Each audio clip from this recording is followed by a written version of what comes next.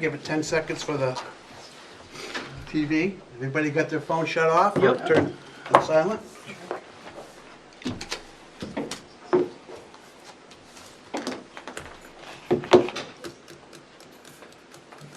Good evening and welcome to the October 18th, 2021 Select Board meeting.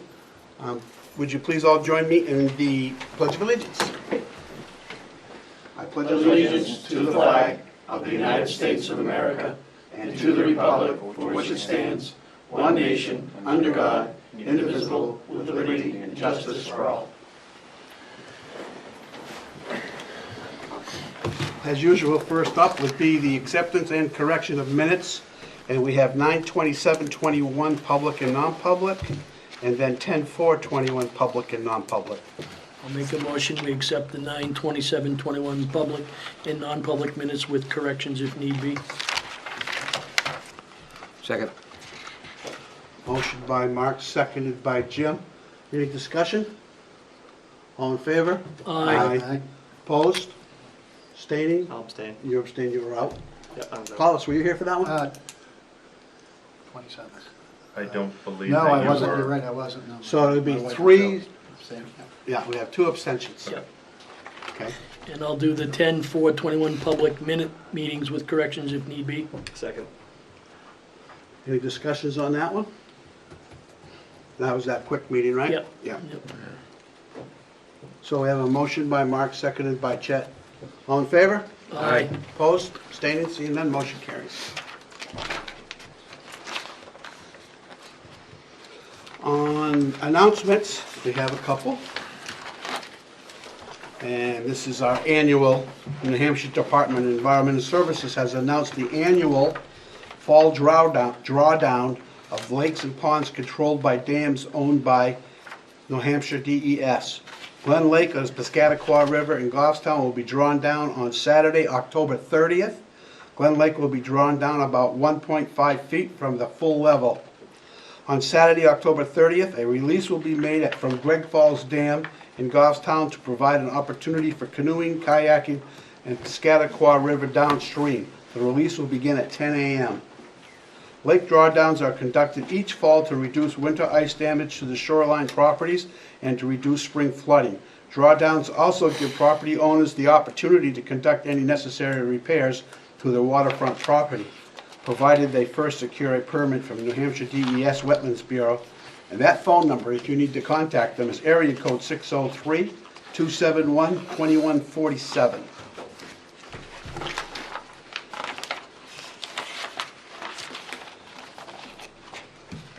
Another one we have is not one we always like to talk about, but Goffstown seeks the oldest resident for the Boston Post cane. Town of Goffstown seeks the oldest resident in town of Goffstown.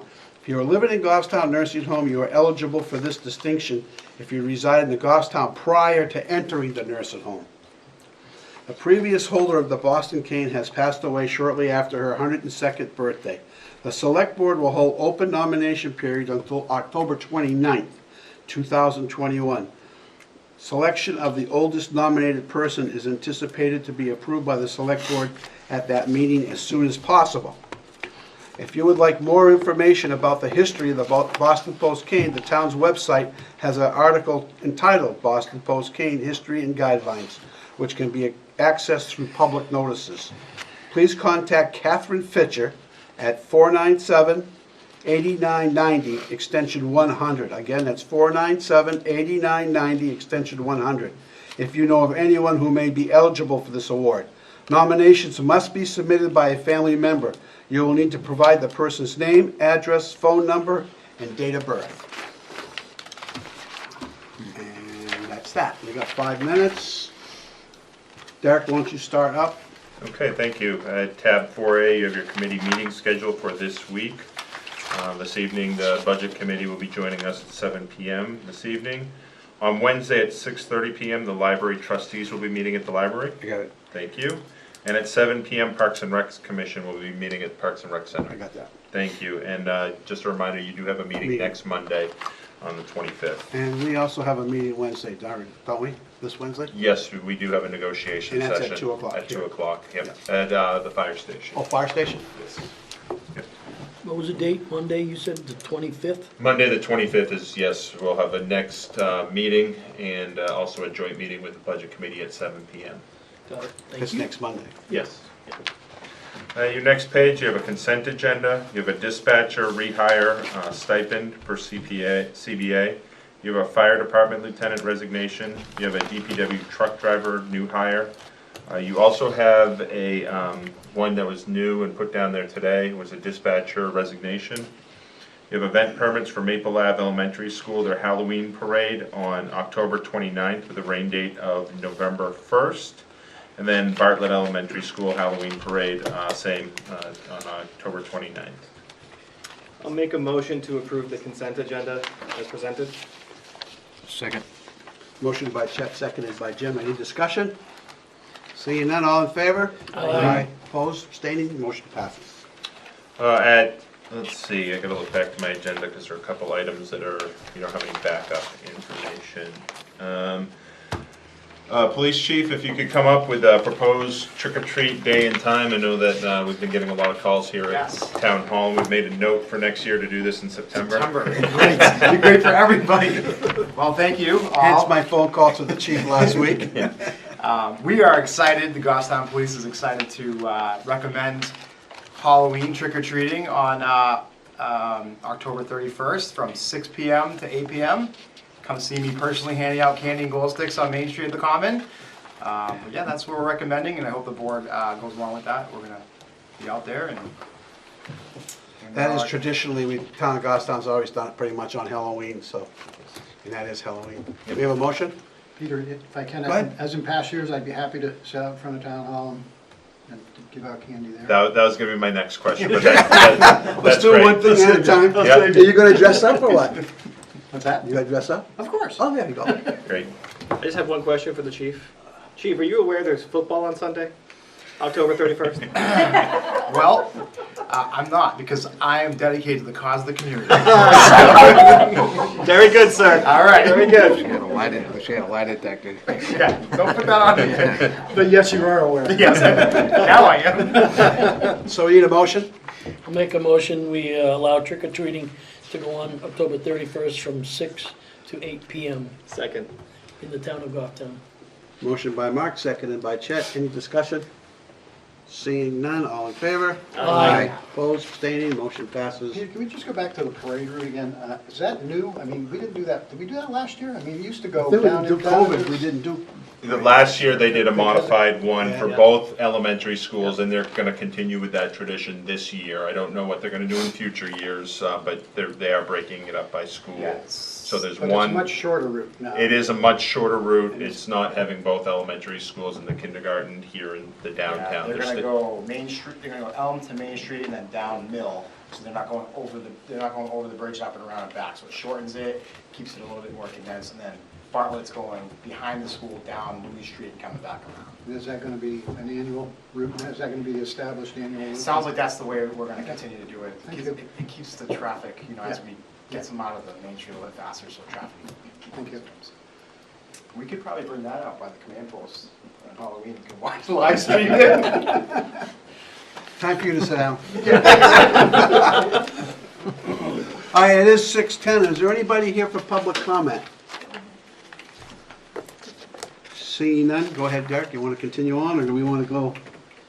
You can continue on. Yep, at tab, at 4D, again, this is not in your packet, but this is in your signature folder. You have the 2022 ballot for New Hampshire Association of Assessing Officials.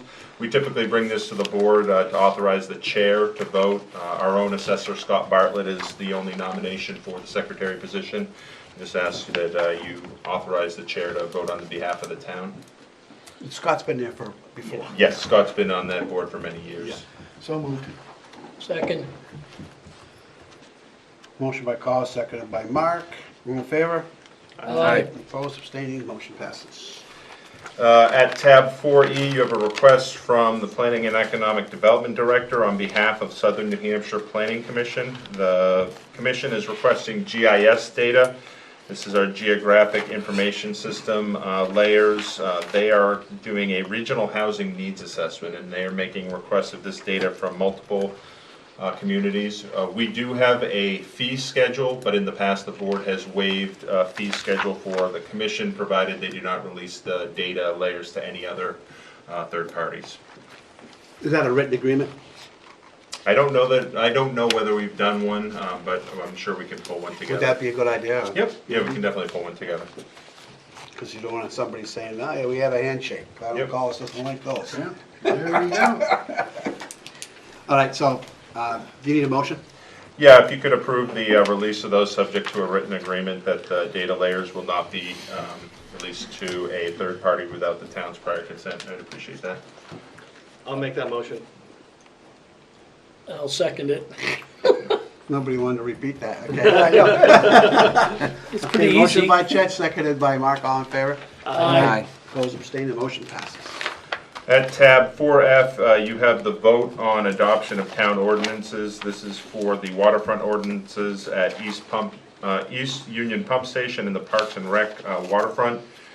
Again, these came out of the discussion with the Sewer Commission. You have those proposed. I've also provided you a copy of the minutes from September 13th, where you did actually have some public comment on those. Yep. We can make changes, but under the law, you have from 10 to 21 days after the second public hearing to adopt. Today is day 21, so you would either need to vote on it tonight or restart the process. Do we have to re-hear if we make changes? No, you do not. Okay. In that case, I would like to make the motion to adopt the waterfront at the East Union Sewer Pump Station Ordinance and the waterfront at the Parks and Recreation Building Ordinance, water quality ordinance. These are water quality ordinances with an effective date of October 19th, 2021, as presented during the 2 required public hearings and included in the Select Board's packet in accordance with New Hampshire RSA 41:14-B. Second that. Okay, so we should at least address some of the public comments that we Yeah. had, if you would. And I think the biggest public comment was the nighttime. Yep. So, I think when we originally, if I remember right, originally talked about this, we kind of thought it would kind of go along with rail trail rules too. Yep. It was, I think when I drafted the ordinance, I looked at what we did at Glen Lake Waterfront on the other side of the river. So over there, it's from 9 p.m. to 5 a.m., so I copied those. I did not look at the rail trail. I believe rail trail is Dawn to tied dusk. yeah, dawn, or dusk to dawn. yeah, Yep. dusted on. Yeah. Well, I certainly think the ones for our waterfront property ought to be consistent. I think they have the same characteristics. There's no reason to change those. What was the rail trail? That was dawn to dusk, right? Or dusk to dawn. I always have a problem with those because people's interpretation of when dusk occurs Right. varies widely. And I imagine it's pretty hard, Chief Serino, to enforce dusk. We're talking about dusk to dawn and setting those as the hours for certain areas. I would assume it's pretty hard for you to enforce anything that is at dusk. When does dusk occur? Well, if you look at the statute, and I don't have it on the top of my head, but there is a definition for dusk. I believe it's 30 minutes after Sunset. sunset, Yeah, and and 30 dawn minutes is 30 minutes prior to sunrise. That's in the motor vehicle RSA that we would probably use for that. So that information is readily available to people. They can go on WMER anytime and find out when sunset is on any day. Sure. And take that and then figure out what half an hour after that is. So I guess it's not that big a problem as I No, and originally it does keep envisioned. it consistent for our officers to go out there and apply Okay. the law as well. In that case, I don't have any concern. Yep. So we have a motion on the floor. Mr. Go Chair, I ahead. just want to address that, I think one of the, maybe one or two of the folks that talked in public comment said that 9 o'clock they thought was too early. Because in summertime, if I recall correctly, keep me honest, but I think it was, some people are going in there around 9 o'clock to start fishing or to start doing something else. And I don't think, personally, I don't have a big issue with 10. I think that was the suggestion from a couple of the people that spoke at public comment. So I don't know if we want to address that now, or we think we should keep it at 9. Isn't dusk to dawn cover that if we adopt that? So if you made a change of both the ordinances, right now they're proposed as 9 PM to 5 AM, Right. which is consistent with Glen Lake waterfront. You could do dusk to dawn, but obviously, like right now, it's much earlier than 9 PM. But yes, there was, in the minutes provided, there was at least one suggestion from the public to push it back to be 10 PM all the time. So I think you have a few different options. My inclination is consistency. Yep. Sure. So people aren't confused, okay, now which ordinance applies when I'm Where- fishing where- here where versus are we when I'm now? fishing there versus when I'm fishing over there? Yeah. From our perspective, consistency would be good. Obviously, we can look at it either way, if it's 10 PM, 9 PM, or dusk till dawn. I think maybe if I can offer, there are people that fish and, you know, they go down there for legitimate purposes, and that's all well and good.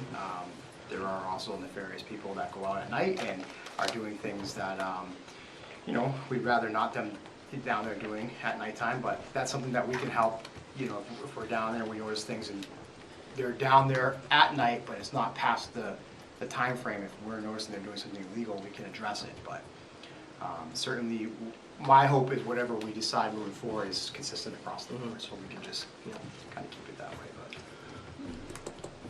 You know, there are anglers who used to like to fish for hornpout at night, but acid rain has done, almost completely annihilated the hornpout population in New Hampshire and other places, so, you know, I don't see any reason for people to be out there at 10 o'clock at night fishing, but I'm all for consistency, I just wanted to address Yep. it quickly, so I'm okay with that. Hold on, Chief, just one second. Sure. Okay, just hold on there. Okay, so we have a motion on the floor? Do we or do we not? Gail? You- yes. Okay. Well, so we're saying it's till 9 o'clock? As it is in the packet, and I guess Selectman Adams, you made the motion, so you could clarify. In the packet, and as proposed and was published, it was from 9 PM to 5 AM. It would be prohibited use there. You are clear with that? That works for us. Okay, so we have a motion on the floor, all in favor? Aye. Opposed, abstaining? Seeing that motion passes. While you're up here, can you explain the beard for people on TV that don't Yes. understand what that's all about? So thank you. So this is October, and the police department is growing its beards out for, we call it Beards for Bucks. And it is in support of the Hillsborough County Child Advocacy Center. Well, it's statewide, but we're supporting our Hillsborough one. This is the men and women who take the time and they do the task of interviewing children that are sexually assaulted or physically abused. So when we have a complaint of that, we take the children, we don't interview them personally as police officers, we take them to certified forensic interviewers at the Hillsborough County Child Advocacy Center, and they forensically interview them. Years ago, they were underfunded, they didn't have money for computers, for any equipment, and through this fundraising effort in our state, which is now taking off, we're able to provide them with some pretty good funding. So people that are donating specifically to our agency, that proceed goes right to Hillsborough County, and it serves our children right here in Hillsborough County. So talk about support local. And they do a lot of hard work, and I'm not sure how the men and women do that every single day, day in and day out. So So if somebody wants to donate, they call a department, or? we will be putting a link up on our Facebook page and our Instagram. It's a website that they're using now. But certainly if somebody wants to donate and they don't know how to do that, we can help facilitate that. Either through, they can donate to our association, and then our association will donate that money to the Hillsborough County CAC. Right. That's why the beard's up. Just wondering if somebody sees everybody, all the officers running around with beards, they had to know what's going on. They're putting the links out now. You should see it pop up a little bit more on social media, but yeah, thank you very much for letting me. Yep, no problem. Okay, Derek, sorry about that. That's okay. At tab 4G, we've received a lot of questions on the use of our local fiscal recovery funds. Just background for the board, these were federal funds that came available in March when the American Rescue Plan Act of 2021 was passed. Goffstown, you held a public hearing over the summer for this. Those funds were accepted. Goffstown will be receiving approximately $1.9 million for funds to be incurred by December 31st, 2024, and they must be expended by December 31st, 2026. In your packet, you'll see there are generally 6 buckets, or 6 different general categories that those funds can be used on. For the benefit of those watching, it's to support public health response, to replace public sector revenue loss, for water and sewer infrastructure, to address negative economic impacts, premium pay for essential workers, and broadband infrastructure. And what you have, those 6 general categories break down into 2 buckets. So the first is to replace public sector revenue loss. There's a calculation that goes along with that at the finance department, and I will be working on to bring to you. That's a least restrictive bucket. Whatever you determine to be those funds, you can use for providing governmental services as you see fit during that time period. And then the other 5 fall into a little bit more restrictive bucket. This is different than any federal grant that we've received before, whereas they have provided us the money, they have provided us the interim rules, but we need to determine which projects follow those rules. It's not, we don't call up to FEMA or anybody else and say, does this work? We don't put in an application. It's really up to us to do. So I'm suggesting that the board take their time determining how to use those funds. Consider a public process. Consider inviting both the water precincts as well as the sewer commission, because this does involve water and sewer infrastructure. Involve the department heads if they have any projects, and also consider doing a public hearing to perhaps hear from the public on how we can spend these funds the best way possible. But again, we have been receiving some requests for specific projects from the water precincts and some questions on how we're going to spend them. The state and the county also have their own buckets of money, and they're determining how they're going to spend those during this period as well. Any questions? Just clear, Jim? we have to allocate the money by when? You need to, I guess, the wording is you must incur the expenses, so you would have a contract to do the work, you would have a project picked out by December 31st, 2024, and everything must be expended by December 31st, 2026. So from this point, we've got about 3 years to figure out which projects we're going to do, and then actually actually spend those costs. But we have the money now. So what has happened is, after the board held the necessary public hearing to accept it, we did the paperwork with the state. We received the first, what they're calling tranche, the first half of those funds. Those came to the town account and are being tracked in a grants fund. We expect the second half to come sometime during next summer. Thank you. Gaulis? So we're talking about some substantial amounts of money over a long period of time. How are we going to keep track of this? What process are we going to establish as a board to deal with this? I don't need specifics, but I mean, we've got to at least frame this up. Yeah, so I think the first step is to invite department heads, the water precinct, sewer commission, and even public through a public hearing process, to have them come into a meeting, perhaps start that brainstorming session. From that point, I think it would be best to task either a ad hoc or subcommittee of the board, or to task department heads to review projects as they come in, make a determination whether or not they meet the rules that are put out by U.S. Treasury. Again, those are interim rules right now. They have not been set in concrete. They have not been finalized. And then to bring recommendations back to the board on how to decide. I think the first thing I'd like to do is figure out what's called public sector revenue loss. Because we've seen from many other communities in New Hampshire, those are significant numbers that can be used to provide any government service. So they can be used for other projects, not just the ones that are identified for this. So identify that first, see how much you have in each bucket, but then consider either a subcommittee or tasking department heads to review and bring forward. I don't I would not say have one or two individuals reviewing proposed projects. I'd rather it be a group of staff or volunteer committee, that kind of thing.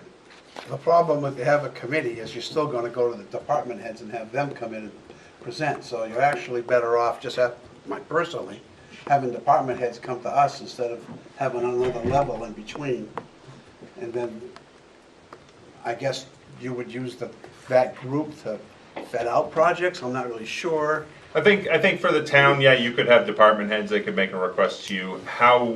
My question for the board is, how would you have outside agencies, because you can grant these funds to subrecipients, whether it's the precincts, whether it's a sewer commission, whether it's nonprofits, you have the ability to do that. Now, there are many things that they need to meet, qualifications that would be vetted by staff, but I guess, how would you want them to come to you? There's four actually of those entities in town. There's 2 water precincts and the Manchester Water Precinct, which takes care of the whole part of Penardville and all the way up to Henry Bridge Road. That's all Manchester water through there. Then you have Grassmere, which takes care of that section, and then you have the Goffstown Water Precinct. Now, if those funds could be used for something other than those type of things, that would benefit the total community, like broadband or something. I know was one of the things here, broadband infrastructure. I don't know what our infrastructure is right now on broadband. I think it's being upgraded as we speak, isn't it? It is by both Comcast and by Consolidated Communication. So that may be a void type of an item, but if you take the people up in the east part of town or up in the mountain part of town, they wouldn't get any advantage if we're going through the sewer or water departments. So I think if we could find something that would benefit all of us, or the total town, I think would be advantageous for us. So I think, like you said, take our time and see what comes up. But, Chip? I've never been through a budget process here, but I'm thinking, do the departments head, they have to come in and present their budget? Could we put it out that they should, if they have any proposals for this money, they should let us know at that time while they're already here? I don't think that should be done during the budget process. No? It'd be kind of tough this time of year to start looking at that. We fed it at us a little late for that, I would think, to look for those type of projects. It is potentially, again, we don't do any water or sewer infrastructure. We don't typically do what would meet their definition of broadband infrastructure. There are some underwater and sewer, there is wastewater, so some of the drainage at DPW may be an eligible expense. I think the bigger thing is if we find that the majority of that 1.9 million could replace public sector revenue loss, at that point, then it becomes open to the board to use for any government service. So that's the direction we should take for now. I would say sit and wait. Well, if you'd like, I can work with Danielle and we can start that calculation again. It is a pretty complicated one, and we knew it's something that it's kind of been on the back burner of a to-do list, but. Because we do start our budgets now, so. Yep. So it'd be kind of, I mean, if you've got time to do that, fine, but, we still have a lot of other stuff we're doing right now with the budgets and stuff. I guess what we can do is we can continue to advise the water precincts or anybody else that reaches out that the board hasn't determined a policy. They're currently calculating what the public sector, the revenue loss is, and that stay tuned and that. There's been talk and you don't want to pick out an infrastructure project, but sewer going up Daniel Plummer Road has always been discussed as something for economic development, that we kind of thought that was going to be a project, and another pump station probably up on Shirley Hill at the 114 in Shirley Hill over there, and get into that kind of a thing where that would generate some revenue by getting more commercial businesses up there. Sewer's a problem because they don't have it up there. So, that's the type of thing that we could look at, right? Absolutely. Yep. Okay. But I think it's important to get the word out early to department heads, to the general public, for that matter, and for others, that there's this opportunity. I mean, I know 3 years sounds like a long time down the road, but time has a way of slipping away. So if they start thinking about this and formulating some ideas that they can bring to us, because at some point, we're gonna have to evaluate these and prioritize these and rank them and figure out how we're gonna distribute this money. So I think, communications is gonna be really important. I agree with you, except that you put it out too much, and then everybody's gonna come in with all these Yeah. different things, you know, so. And you And never then know, they're gonna that- have their feelings hurt when you say, no, you can't do that. but you never know, there might be a private citizen out there who's got a great idea that nobody's ever thought of before. And it's like, Yep. wow, you know what? Okay. Yeah, I'm with you. I think we need to be very intentional about how we go about this and make sure it's an equitable process, and that will take some time for us to figure out exactly how to do that. Peter? Mark? I know the water precinct, I've attended several of their meetings, and they've talked a lot about the East Union pump station and redoing the pumps and putting new pumps You in. mean sewer departments? So, Sewer, yeah, I'm Yeah, I was sorry. gonna say sewer, that's water. yeah. Sewer, my bad, sewer. I'm just wondering if that water and sewer infrastructure would help them a lot with their plans or their projects that they wanna move forward on. It's just one thought for me, you know. Well, I can argue that point. The point that I would argue there is the sewer department operates on. Their own budget, or their. Not just on what, the user fees. User fees, yeah. So you'd be taking money to offset user fees where somebody like that's not in that district is not getting advantage of those. Yes, all right. It's almost like subsidizing. Yeah, there's some complexities for Yeah. sure. So I think we need to think about it, and I think that you're right that we replace the public sector revenue losses. Yeah, we'll calculate that, because that's gonna give you a big answer on how much is in each bucket, and then you can determine how, what you wanna do for a process after that. Okay. Okay. Do we want to set a date to talk about that again, or do you want to wait till you get some numbers together? So you're not under the gun? We will do it in 2021. I know that with budgets, we'll probably shoot for November to do that, but it is, everybody's interpreted it a little bit different. It's not a, It's still a moving target too, right? To a certain extent? yes, because again, these are interim final rules that have not been set in stone yet by US Treasury. All right. Peter, I think it ought to be on our action matrix too, so it's in front of us every time, for so sure. that it's a reminder. We could put that on the action matrix. Okay. Thank you.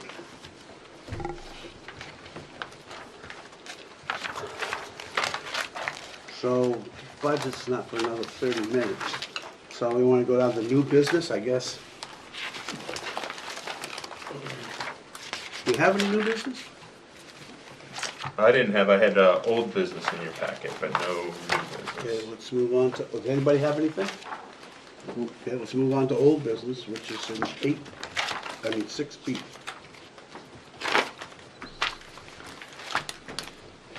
Bereavement leave.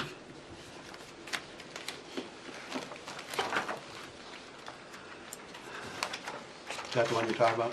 Yeah, so this comes from your meeting on the 27th. Right. This was the proposed personnel plan changes. After that meeting, I provided all the board members with a digital copy of the proposal. And then what we tried to address were, here in your memo, was overtime. This was to add in vacation leave counted as time work in police department and DPW. This would be consistent with the CBAs in those departments for those hourly supervisors that work in those departments.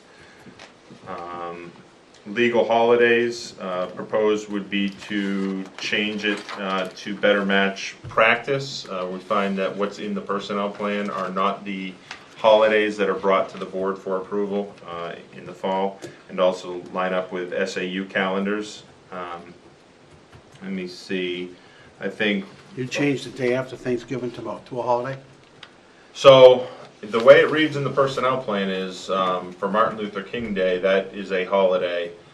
But years past, Town Hall came to the board and asked to change that to work on Martin Luther King Day and have the day after Thanksgiving. This would be to get back to celebrating Martin Luther King Day, maintain the Thanksgiving, and give up President's Day. Alternatively, rather than setting anything in a personnel plan, you could just say each department, you have 10 holidays in the fall of each year. Come to us with what your proposed holiday closings will be and how it will impact the residents. So- I don't think that's consistent doing it that way. The departments could be different. Right? Correct. Right, you know, Absolutely. town hall could be closed, DPW open. I think we just need to set it in stone, personally. Yep. And I think what you did here is fine. If you, Thanksgiving, day after Thanksgiving's always been a bone of contention to people. They always want to have it off, so. Yep. The next item, I think, for vacation leave, every year, at the end of the year, the board starts to get requests for carryover for those people that, for one reason or another, have not used all their vacation. This would propose that automatically employees could carry over 3/5 of a work week. So if it was a 40-hour person, they would be able to carry over 24 hours. This is similar to what we have in our patrol and dispatch CBAs.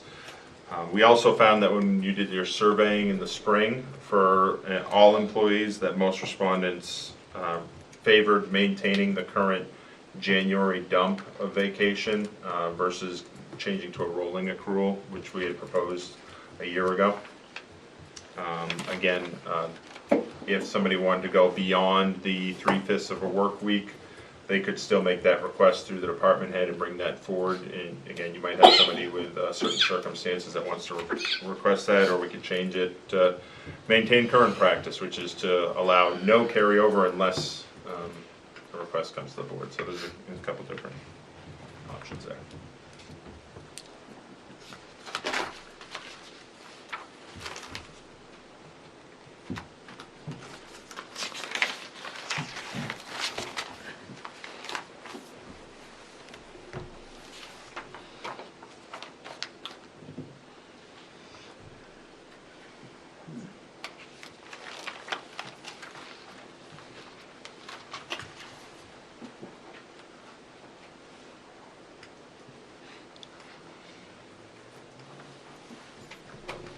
Anybody have anything else? Questions? Check. I'm pondering, I'm trying to, I think that's why we punted it last time, so that you Yeah. would be here. yeah. Derek, can you just give me the two basic options again, just so, because I'm trying to make sure I understand it completely. Absolutely. So currently for vacation, January 1st, everybody gets their vacation that they can use in the upcoming year. Right, At the end of that calendar year, that vacation time that's unused lapses. okay, The board, there is a provision that someone can come in, talk to the department head, and come into the select board and make a request to say, I've got a week of vacation, I'm not gonna use it, I'd like to carry it over into the next calendar year. And the board can approve that. But to carry over, it'll only be 3/5. So this would allow automatically up to 3/5 of a work week. So for, again, for a 40-hour employee, this would allow somebody to carry over 24 hours without coming to you, without coming to the department head. We can build that into the finance software that it stays there, it doesn't delete, it deletes back down to 24, whatever 3/5 of the work week, because we do have many different schedules here. If somebody needed 4/5, a full week, 2 weeks, for whatever reason, whether it's, you know, a lot of times we see with birth of a child, surgeries, a whole list of reasons, somebody might do more, they still have the option to come to the board. It's just so you're not getting a lot of requests for, can I carry over these 2 days rather than lose them. yeah. How do we come up with 3/5? Why does that make sense? That match what we currently have in the patrol union CBA as well as the dispatch CBA. The board, it's definitely, you could go higher or lower, it's really up to you. I use that as a starting point. Okay. My initial thought is that from a standard across many places is 1 week. And that's why I'm wondering how we came up with 3/5 of the work week. So I guess 1 week being 40 hours be 40 hours, 30 hours be 30 hours. I would be in favor of doing that for our employees. I don't know if any department heads have thoughts on that you want to share, but I think that's kind of a standard across the board with a lot of places. So that would be my thought. Yes and no. I understand why you say that. Mhm. The reason why I would say, I would go with what it is, Because there needs to be kind of an incentive for them to use their vacation instead of it's automatically carrying over a week. So if they knew they were going to lose a day or two, they may be more apt to use their vacation when they're supposed to, rather than carrying it over a week. That's my feeling of it. It's an incentive to use it. We don't want them to carry it over. It kind of screws things up when they do. It makes it a county nightmare, actually. So, Carlos? So historically, Derek, when the end of the year rolls around, are we seeing tons of requests coming in for using vacation time that puts departments in an unusual situation where they may not be able to provide services at adequate levels? Or Tons, no, but I would say you're probably getting between 5 and 10 Yeah. across the different departments, ballpark. You typically, and I know that in the past, when we received those, there were comments from individual board members that said, why are we even doing this? Why isn't there some automatic rollover? So I think that's why this got put in the proposed changes. Again, if the board wants to continue its current process, don't have any objection to it. Which is, everybody comes before us for an hour. Right. So I think, like I say, I think when it's the 3/5, you've given them an incentive to use it instead of just automatically go right by and carry over a week. But if they say, I'm gonna lose 2 days if I carry it over, they may be more apt to use it. I hear you. Derek or anyone, if anyone can come up, do we find that to be a problem? Or do we anticipate that being a problem? Because I hear what you're saying. Would that be a problem from a functionality standpoint? Rolling over a week? Before Danielle, I would say the one advantage would be here at Town Hall is historically we've had a hard time when we have those bad snowstorms. Mm-hmm.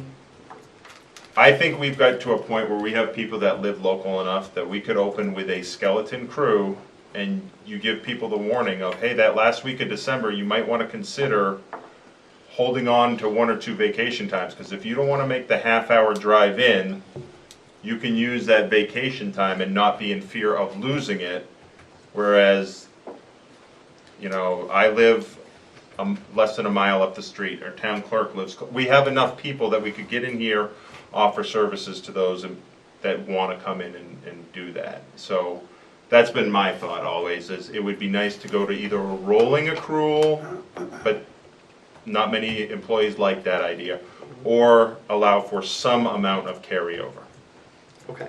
But specifically, because I think I'm hearing what Peter's saying, I want to make sure we're addressing that.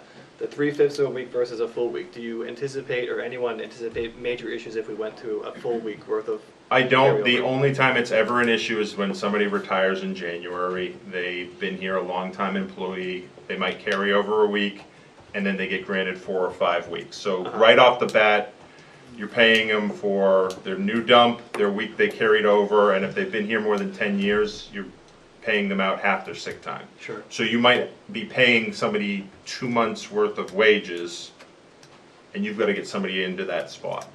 Okay. As for an accounting standpoint, you had asked if it's an issue. The current practice is more of an issue because that's a manual process for us, because the system wipes everything out. We have to go back in and manually put in anything that's been approved, even if it's an hour. If we were to set something like 3/5 or a full week, to be perfectly honest, a full week is easier in the accounting system. But once you set that, that's going to automatically say, okay, anything that's below this threshold is just going to remain, and it's going to make it a lot easier for us to make sure we have accurate accruals available for people when we do that, year-end rollover. Okay. And Daniel, that seems to be more transparent to the employees as well, doesn't it? If I'm thinking about this Yes. properly, right?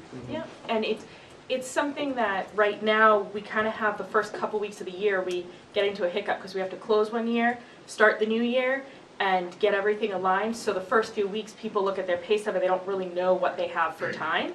So people are hesitant to use that time at the beginning of the year versus if they know that, okay, there's a certain amount that's going to carry forward, people may not be so hesitant to try to, use a day in the first few weeks. So if I heard you correctly, the 1 week is the easiest and It is the easiest. cleanest? Is it a clean? It is. Okay.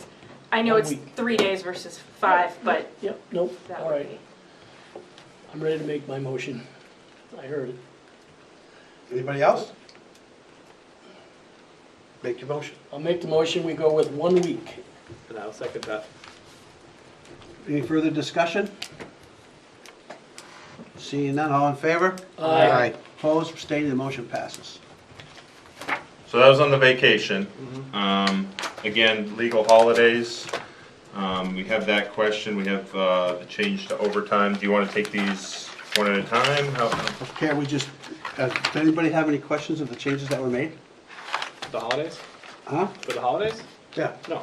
No, I'm saying anything else, or we could just approve the plan Oh, yeah, it's with fine. that one change. I think the only other one that I highlighted for 2 questions were bereavement leave. This is the first time we pulled bereavement leave out. Currently, it's under emergency leave. Right now, we proposed for bereavement leave, Death of employee, domestic partner. child. yeah, so I think we did, for domestic partner. So yeah, so I think we did 5 consecutive days off for regularly scheduled duty in the event of death of employee, spouse, domestic partner, child, stepchild, parent, step-parent.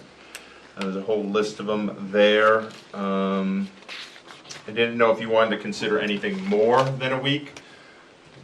Again, this is not FMLA leave, because FMLA leave, a person can use their own accruals in case of one of those unfortunate circumstances. This is the town paying that leave above and beyond an employee's accruals. Peter, I'm not inclined to go more than 5 days. And I was I just, agree. I was just gonna say, if 5 days is max, but if you're traveling, let's say California or wherever, then you come to the board, get special. Right. I mean, there's always that ability to say Correct. extenuating Correct. circumstances, you know. Can you please vary? I mean, we have the ability to do that. Correct. So you have it set up at 5 days now, under those, the 1 day for So it's- peripheral relatives, and friends and relatives, right? Yep, and and again, this is, we're recommending that you post this for 30 days.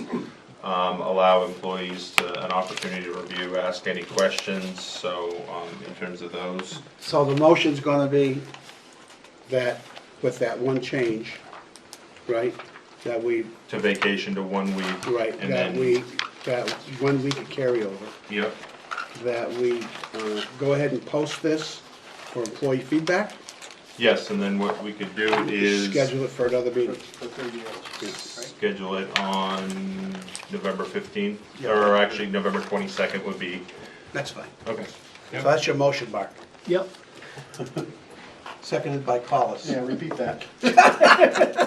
It's on tape.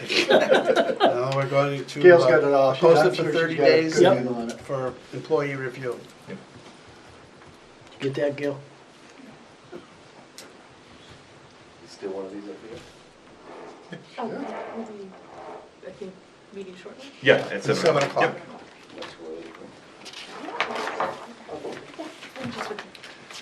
Next. Go And ahead. then the only other, Collis, do you have something? No, we didn't vote on it, did we? I don't know that you voted on it. Oh, yeah. No. I thought we did. All in favor? Details. Aye. Opposed, abstaining, motion passed. And then the last item, you have the action matrix at tab 6C. And we just added something to it, right? Yes, you did, you added the local fiscal recovery funds. Yeah.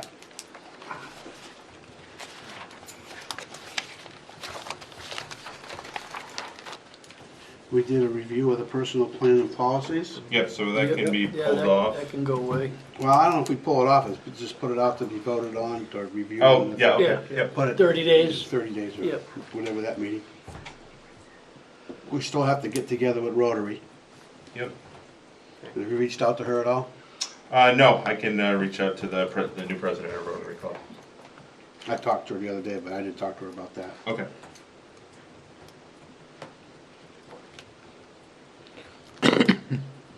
We could take off the village pedestrian bridge discussion, right? We had the formal presentation. I think you had the Well- formal presentation, but I think it would be, how does the board want to move Yeah, forward with what's next next step? steps? Yeah. Well, there's still a lot of questions, right?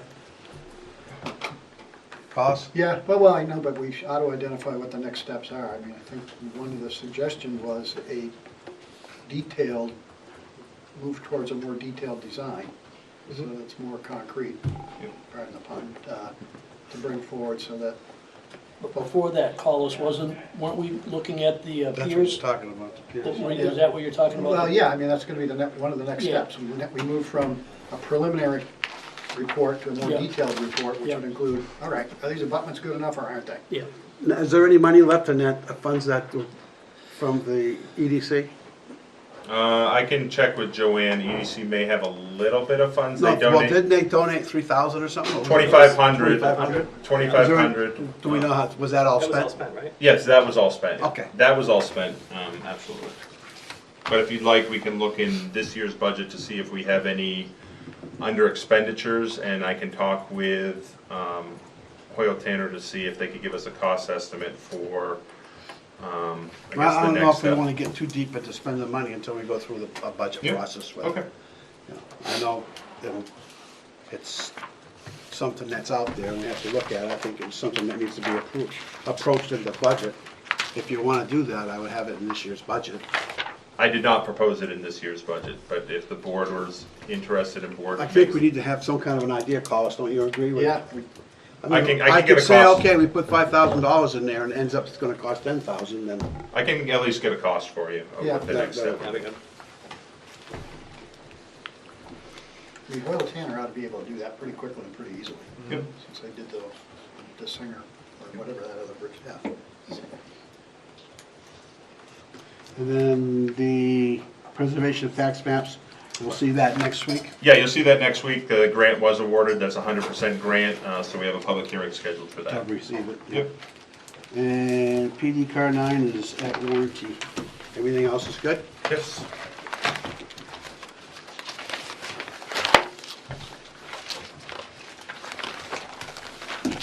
Okay.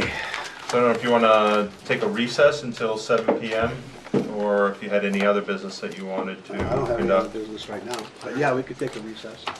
And I would hope that budget committee members sign in so we know who came and.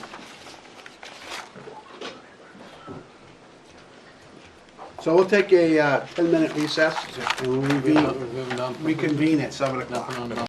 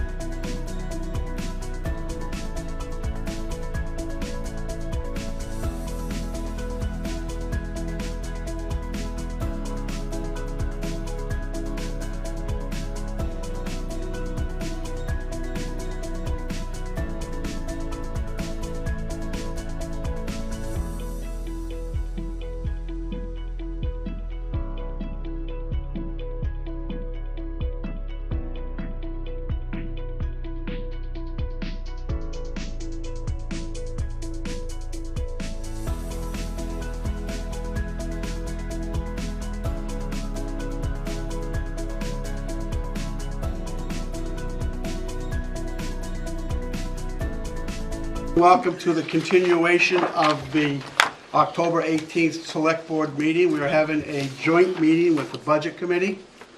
I'd like to introduce the Chairman of the Budget Committee. Go ahead. Hi, this is Joe Alexander. I'm chairman of the Budget Committee this year. I'm just going to start with a quick roll call. We're not going to be doing any official action, but this is just for attendance purposes and whatnot. So I'm here. Stacy Belmore. Present. Present. Spencer Dias. Present. Present. Lauren Dukas. Present. Present. Greg Flegel. I think that was excused absence. Bill Cordis. Present. Dennis Lynch. Present. Present. Richard Manzo. Present. Present. Fred Platt. Present. Evelyn Redman. Present. Melanie Renfrew-Hebert. Present. Present. Skylar Sun. Absent. Richard Fletcher. Absent. Jared Talbot. And our friend on the select board, Mark Knight. Present. Perfect. All right. Thank you. Hi, good evening. We'll be presenting the budget, and then there'll be time for questions. And when you do have questions, I'll raise your hand, I'll recognize you. And you need to come up to the microphone up here at this chair. Make sure you state your name and ask your question. All right, Derek, go ahead. Okay, so thank you. I apologize to those Budget Committee members that are staring at the back of my head for this presentation. But tonight's the first of two joint nights, presentations to the Select Board and the Budget Committee. For ease of operations, as the Chairman of the Select Board has stated, if you could filter your questions through him, it would be appreciated. So the process is really 2 nights of joint presentations by department heads to both bodies. After this, the Select Board will deliberate, make changes to the budget, and then we'll send their budget on to the Budget Committee for because this is ultimately a Budget Committee budget. If there are any questions after tonight's meeting or the meeting next week, please let us know. We can have Catherine follow up with answers to those. We can also have Catherine provide you department head contact information. And then if we can't answer any questions tonight or next Monday night, we'll be happy to provide follow-up. Tonight, I'm going to give you a quick overview of the budget, where we stand, and then I'll present Town Hall's budget. We've got the Sewer Commission presenting their budget, followed by DPW. Next week, we'll have Police, Fire, Parks and Rec, Library. We've also made a request of those organizations that have typically gotten special articles, Main Street, Crispin, if they are going to make a request this year to come in next week. So the budget overview for the town, it consists generally of 3 funds: our general fund, EMS Special Revenue Fund, and our Sewer Enterprise Fund. The general fund impacts property tax rate. The other 2 funds are funded by user fees and grants. So primarily be focusing on the general fund this evening. If everybody has an opportunity to open to tab number 1, there is a 3-page budget overview there. It kind of gives you some of the numbers I'll be going through. But you will see an increase in the 2022 budget that department heads are proposing. On the department side, the increase in departments is about 1.4 million from the departments last year. This is due to a variety of issues, or a variety of costs are driving this. We have 3 active collective bargaining agreements with our DPW Teamsters, our patrol, as well as dispatch and clerks that have been approved at previous town meetings. We're also, as department heads, proposing a 3% non-union wage matrix adjustment. This would be in addition to steps for eligible employees. I know that 3% does seem like a lot, but you'll see in the sheet after these 3, we have an examination of our wage matrix. Our wage matrix was developed in 2016. It was implemented in 2017. And it has received 2 wage matrix adjustments of 2% in both 2019 and 2021. If you look at the Social Security COLAs, Consumer Price Index, inflation, core inflation rates over that same time, those have all been above 10%, whereas our matrix is only adjusted 4%. We're starting to see that is impacting us in the ability to attract hires, as well as we have 20 non-union employees on that wage matrix that are maxed out at step 16 next spring. So they will not receive, they would not receive any wage increase next spring or next summer as costs continue to go up. So that is why department heads are proposing a 3% increase there. Another cost factor that's impacting department budgets, our New Hampshire retirement system. July 1st last year, they had new employer rates that increased our costs, the employer costs, anywhere from 27% down to 19% for police and 9% for fire. For those budget committee members that may have already heard the school's presentation, the school had to implement that all in one budget. That hit their fiscal year 22 budget all at once. For the town, that hit us for the second 6 months last year, and then this is hitting us the first 6 months.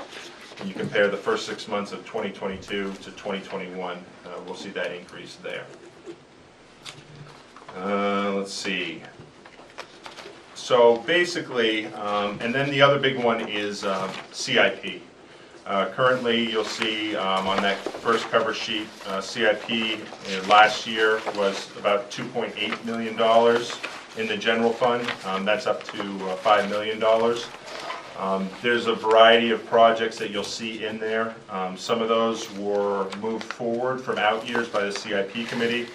We also have engine number 6 that the fire department is looking to replace, that has a 100% offsetting revenue from the capital reserve fund.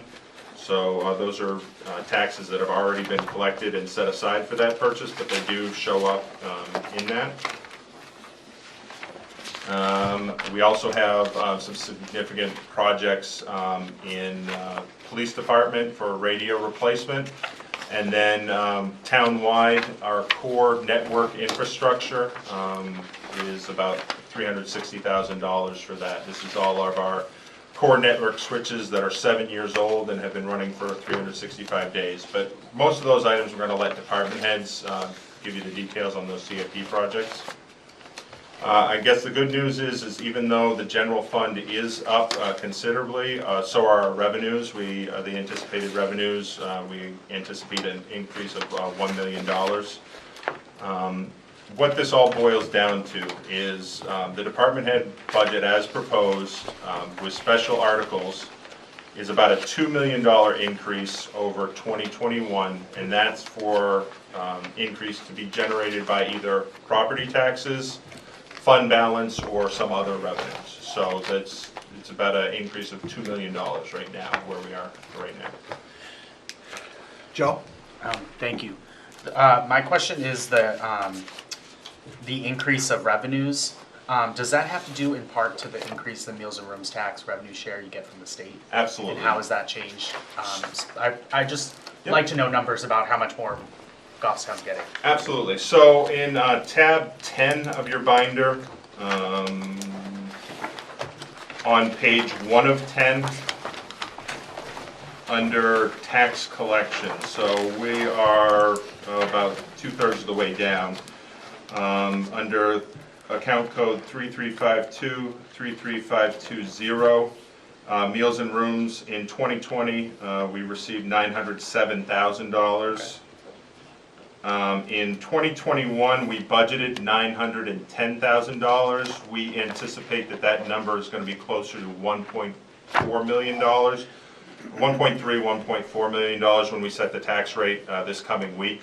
We don't have that exact figure. And as you see there, we budgeted $1,289,610. So that's one of the increases for revenues. Thank you. Yep. Go ahead, Darren.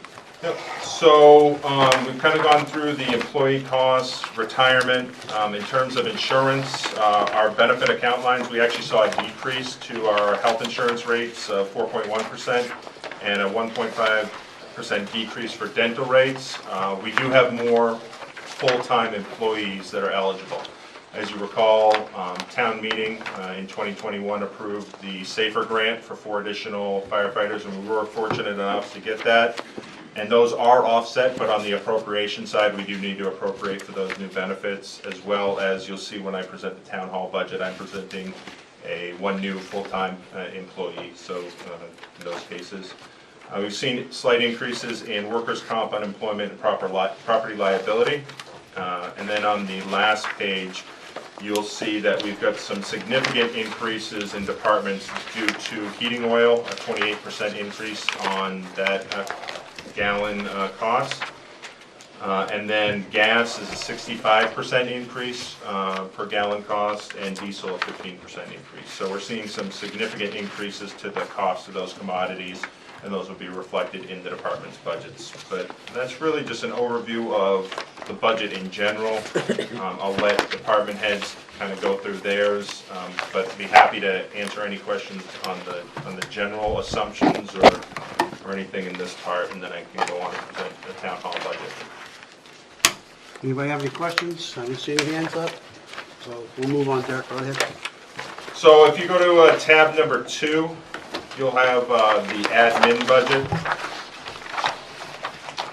This is basically encompasses town hall here. We've got the administration, the select board's office, town clerk and elections, finance, tax collection, IT services the entire town. All 6 departments receive services from IT, and I would say probably 95% of our hardware and software costs are contained there. Library does actually carry their own software or their own hardware costs in their budget, so that does not appear in ours. You have our land use as well as general assistance.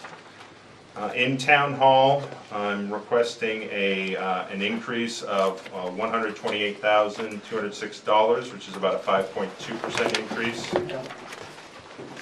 Again, since town hall is greatly personnel driven, that 3% wage matrix adjustment accounts for about just a little under 23,000 of that increase. And also retirement we calculate is about 30,000, 29,000 for the increase as well. Other than personnel, we have really 3 cost centers that are driving this budget. The first is elections.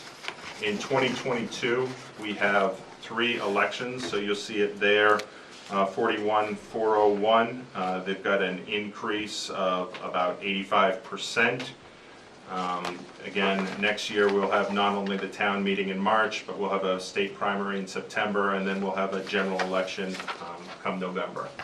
And those are pretty costly. We figure it's about $10,000 to $15,000 per election, as well as some of the general costs that are there every year. So that's a big cost there. The next one, information technology, IT. We've got a 9% increase there, about $66,000. This is primarily due to we are starting to experience an increase in the cost of desktops and laptops, as well as our backup batteries for our surge protectors. Those actually doubled in cost over the last year. So we are starting to see a big cost increase in desktops and laptops, and we want to maintain our current cycle that we're using for life cycle. For desktops and laptops, we're using a 4-year cycle. When we purchase it, we get a 3-year warranty, and that last year you're kind of getting what works, to get it through that last year. But many of these desktops and laptops, they are being used in some departments 24/7, 365. Many of these laptops are being used by department heads or employees that are taking them home on a nightly basis, maybe using them at all times to connect. On the software side, IT does a good job. They continue to try and pare down software packages that we are not using. In 2020, we did implement Office 365, so that got us away from a cost of once every 5 or 6 years where you're buying licenses where we've gone to a subscription model. So that has increased the cost a little bit, and every time we pay or add an employee, we have those associated costs. But it has been working out very well, especially with some of the adjustments we've had to make over the last 18 months. And then internet and phones, we've got a pretty big jump there as well. IT continues to work on network security and reliability. We've also added a redundant phone line at PD so that our fiber connection runs in 2 different directions to try and keep them online at all times. And then the last cost driver is under revaluation of properties. That's our assessing department. I'm proposing we, as part of the budget, that a part-time 25-hour-a-week assessing secretary be increased to full-time 35-hour-a-week with benefits. That would include New Hampshire retirement and insurance as well. And that's a cost of about $29,000 to get those 10 extra hours a week. But land use has picked up in their workload. Assessing has been for many years without that full-time clerk, and some of the tasks have fallen behind. And we need help as well as the counter, but also with the tasks that go on there. On your next page, under budget highlights, you see kind of spread out throughout some other ups and downs that I chose to highlight. We did remove some one-time costs, so we're making a slight increase in legal across the board. That's based on caseload of actual active cases that we are seeing for departments. And I think that's pretty much hits the highlights. I'd be happy to answer any questions. So I guess the last page is CIP. I have an increase in town hall CIP of $372,000 over last year. Last year, we had the CCTV project, so you may notice here at Town Hall, as well as other town facilities that we now have cameras up to help monitor for safety and protect our property. Next year, we've got a project, there's really 2, but they're kind of tied in, our core network infrastructure and our access network infrastructure. Those are our switches for between servers, as well as our switches that service department users. Those are equipment that's been running for 7 years, 24 hours a day, 365 days a year, and the recommended life cycle for that is 7 years. So we are up at that point. At some point after this purchase, may come to the board and see about operationalizing that cost, because quite honestly, without those network switches, I'm not sure how we would function as a town. So it is kind of tough to take that hit all at once. The next one, the town hall parking lot repair. This would be to repair the town hall parking lot. This has been in the matrix for many years. This was initially proposed as a 2023 project, but CIP moved it forward to 2022 to avoid a future spike in tax rate potentially. And then also a GIS flyover and mapping. This is something that we do every 10 years. It was last done in 2012. I did propose it as a 2023 project, but again, CIP moved that forward to this year.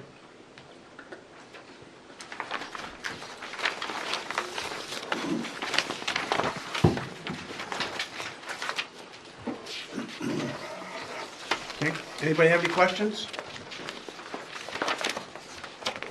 Seeing none, let's move on. We got sewer commission is presenting next. Yep. And they are at tab 9.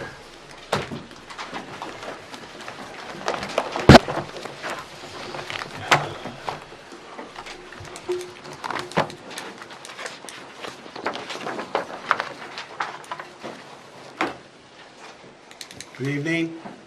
Good evening. My name is Tim Redmond. I'm the chairman of the Sewer Commission.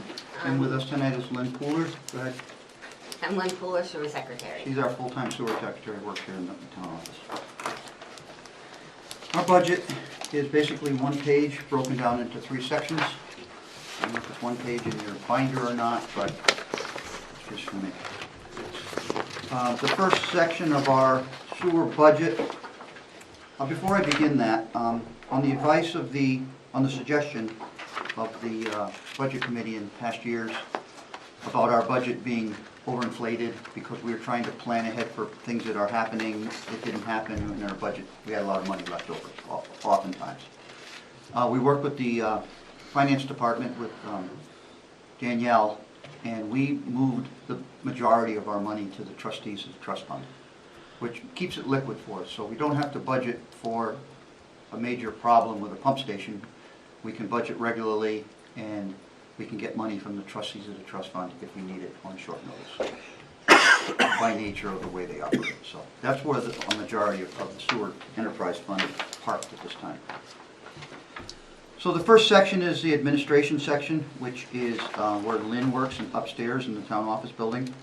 The first 1, 2, 3, 4, 5, 6, 7, 8, 9 lines down to 43,110 are lines that are run through the finance department, their wages, benefits, workers' comp, unemployment, and all that kind of stuff, which we receive those numbers from the finance department. The first line below that is 43,300. It goes into employee development. If the folks want me to go through it line by line, I will. The majority of our budget, it's the same as it was last year. I can highlight the lines that are less and highlight the lines that are more if you'd like it that way. I think Tim go ahead, Fred. Yes, thank you, Mr. Chairman. What leaps out at me is the debt service. You had a 2020 budget of $115,015, principal, interest 8,023, property insurance 4797. The insurance was there, but no actual debt service, principal or interest, and you have budgets of $1. That's confusing. What's going on? By putting $1 in the line, you don't close the line. You keep it open for future use. Okay, but why no debt service? We paid it off. We Thank paid all you. our We debt paid service it off off. in a lump sum. We eliminated our debt.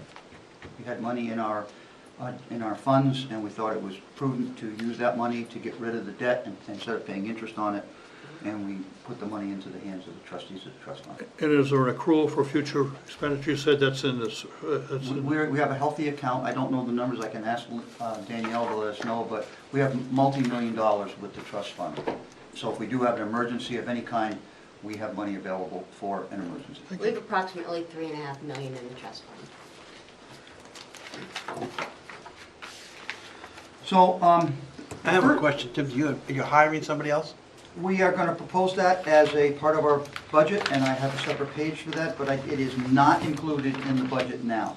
Because I'm looking at what you propose here is regular wages went from, in 2021, from 52,808. Now, your proposed budget's 85,822. And when I go to the benefits line, it's $22,000 more in the benefits line. Are we on the administration section? Yeah, where are you looking? Sewer administration, Regular wages. 41,100. We have something different here because our wages are different on our sheet.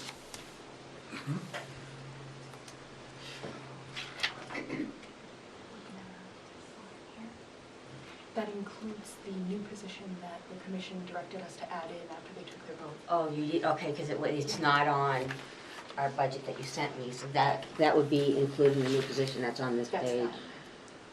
Yeah, it's a separate page. Do they have this page? No, they're seeing this page. Do you want to hold on to this has their,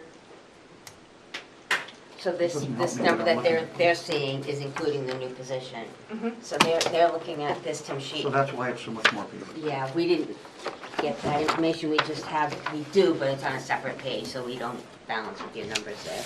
Okay. So the 85,822 includes the new position? The new position is, Well, let's start with that. What's the new position? We entered into an agreement with, I'll back up. Our prior agreement with DPW was Mike Walton and Mike Yurgo at 50/50. We shared salaries with them. So when Mike Walton left and Mike Yurgo left, we were in a position where we wanted to try to we only had one person who was really up to speed, and that was Corey White. He had worked with him. So working with Adam, we reworked the numbers for the sewer position so that we have an employee at DPW that is 90% sewer and 10% DPW, that's Corey White. and another employee named Jeff, and I don't know his last name, who is 10% sewer and 90% DPW. And what's happened is Mike Yurgo and Mike Walton used to share the load all the time for evenings and calls and on-call status. Since this new arrangement came in, Corey's been on call as a 90% employee 90% of the time or more. I mean, trying to get to go out for an evening is becoming difficult. So we also have a bunch of other duties that we'd like to see done through the sewer department, which is maintenance on our buildings, grounds maintenance, and other things. So we are thinking that it would be prudent for us to have a sewer employee that is not connected to DPW. This would be an administrative position. The person would work through the town hall office, through Lynn's office, and he would perform administrative functions with inspections, with reporting, with a lot of the stuff that has been all shoved onto Corey's plate. We have a big sewer project next summer on Louis Street, which is going to take up multiple months, we hope not, but it may, and Corey's going to have to be down there every day inspecting to watch the contractors. So we need someone else to help with pump stations and calls and permitting and everything else that happens.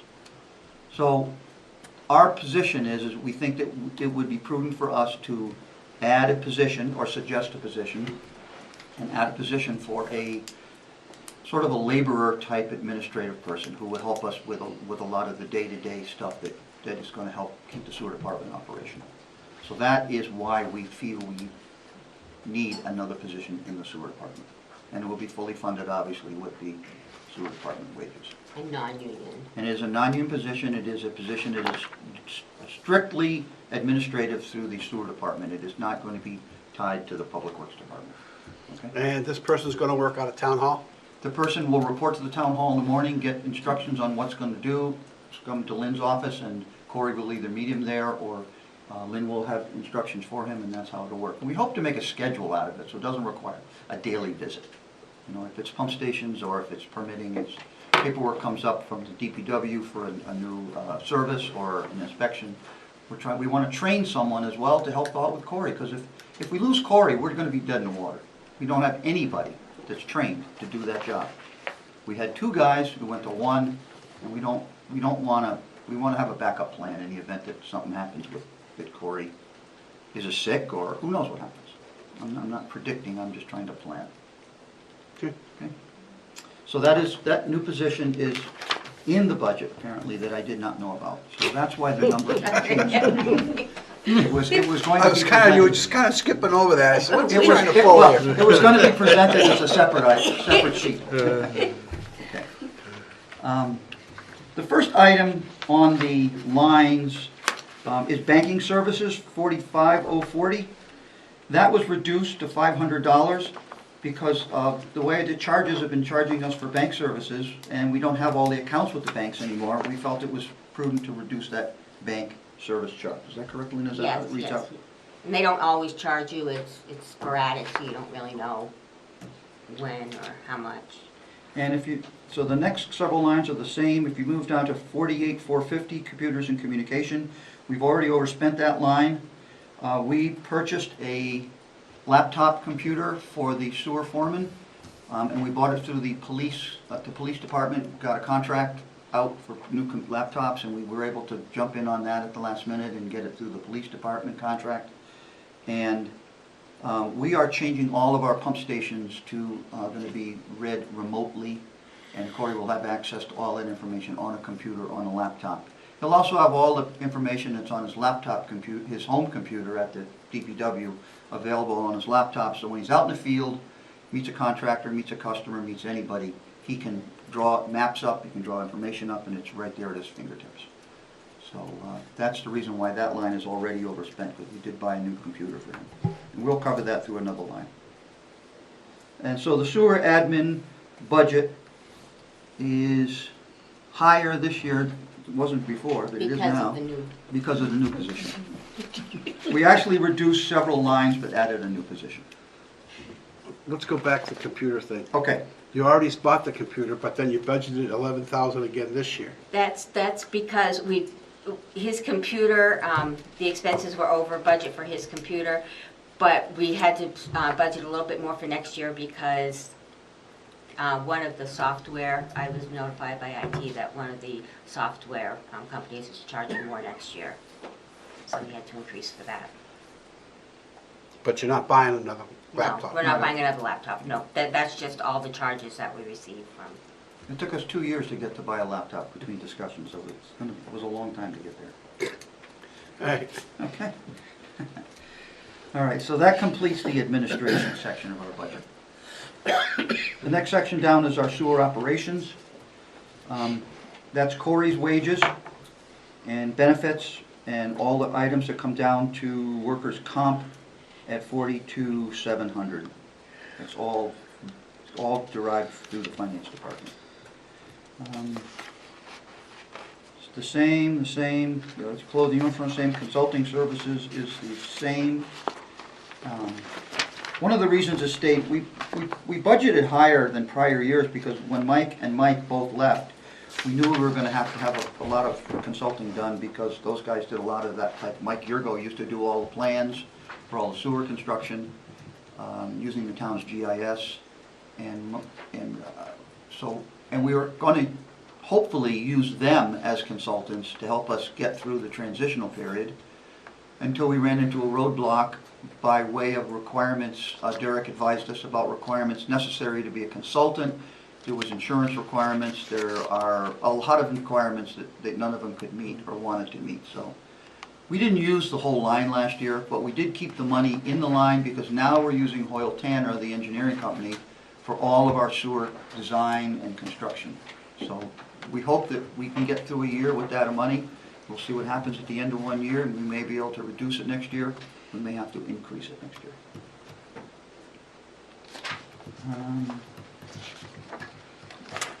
Contracted services was at 53,000 in the prior year. We've reduced it to 35,000.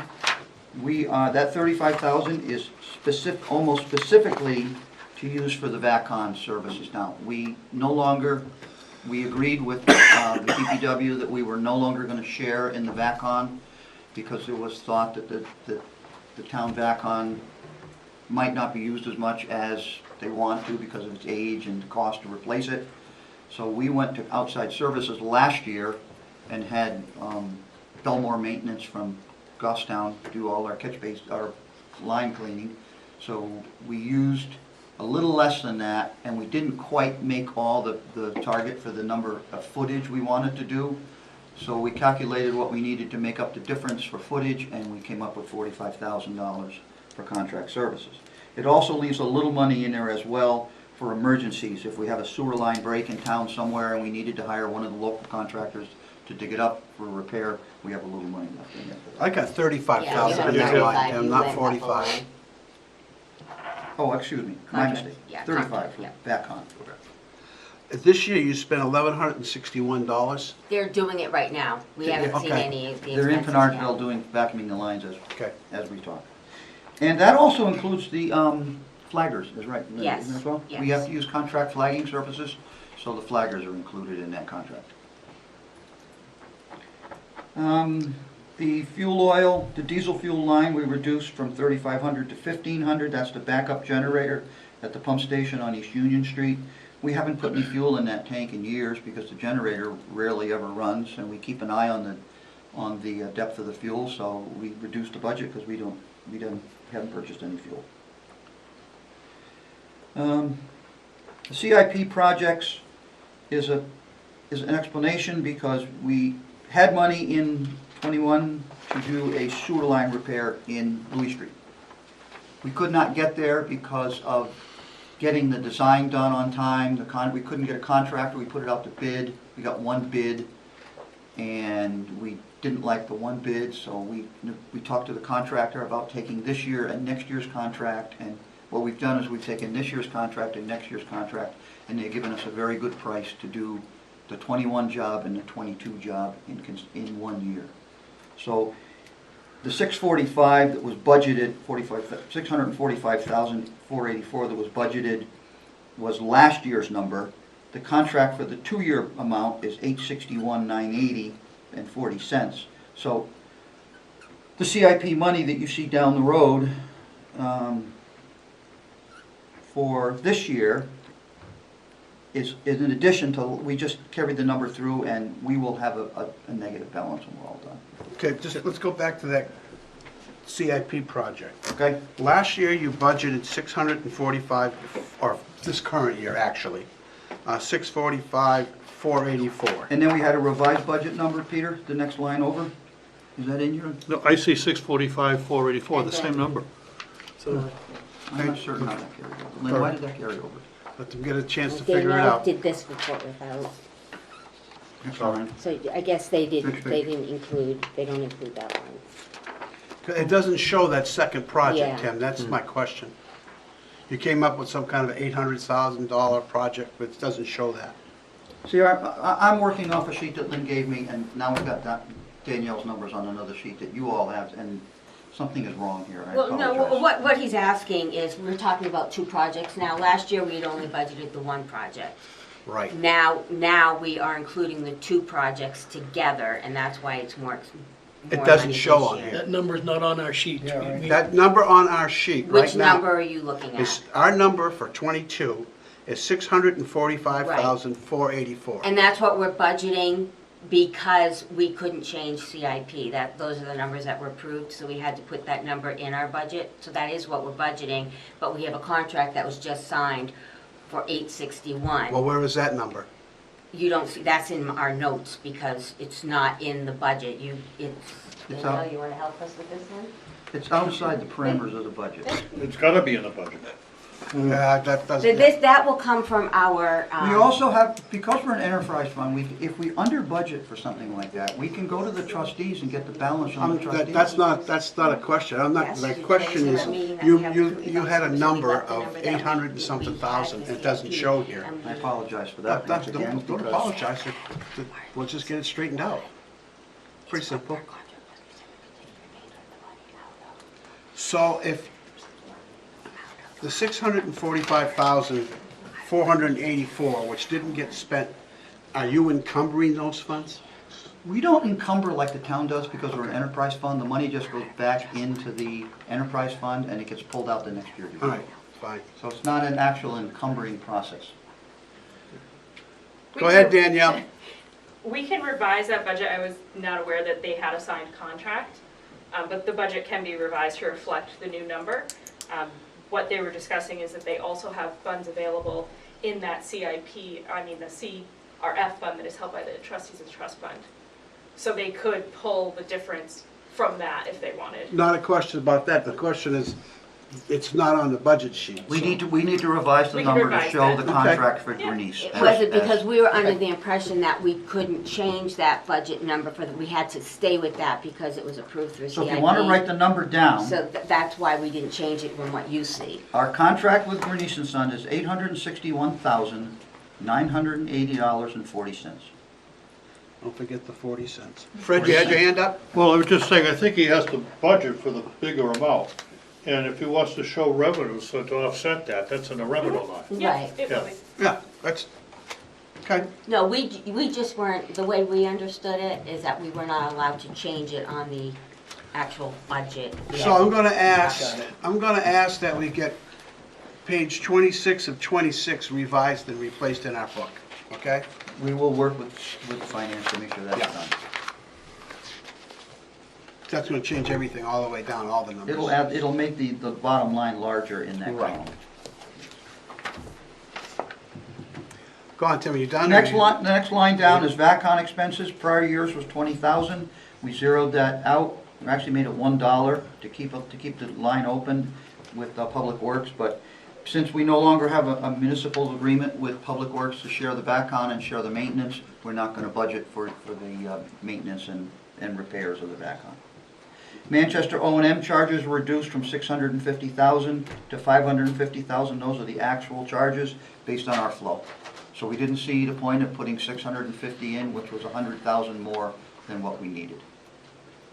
So the 550 is the actual. $550 is going to be our actual. And Lynn checked. Well, that's based on their budget, what they're gonna charge us. Sure. And then Maybe you it's could the explain to us, projects. maybe, I'm not sure if everybody in the budget committee knows what those fees are. Operation, that's for the sewage flow that goes to the Manchester wastewater treatment. We have an agreement with Manchester, so does Bedford and Hooksett and a couple other towns, that we send all our wastewater to them for treatment.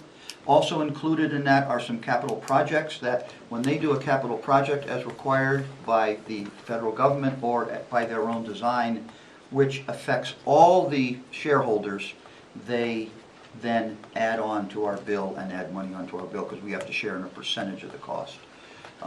Something like this, the wastewater and sewer separation project that's going on in the city now, we don't share in that because that's a city project only. So if they have to work on the clarifiers or work on any of the equipment that treats the wastewater, we share in the expense of any upgrades or changes to that. And a lot of that is mandated by the federal government. Thank you. Okay, thank you, Pete. So the last section is... Fred has a question. Yeah, make sure I understand, you zeroed out the VACON expense, left a buck, but you still have that service contracted outside. Where is that, under contracted service? Yes, it is. Thank you, so that's why that's going up? That is in line, contract service 45070. Thank you.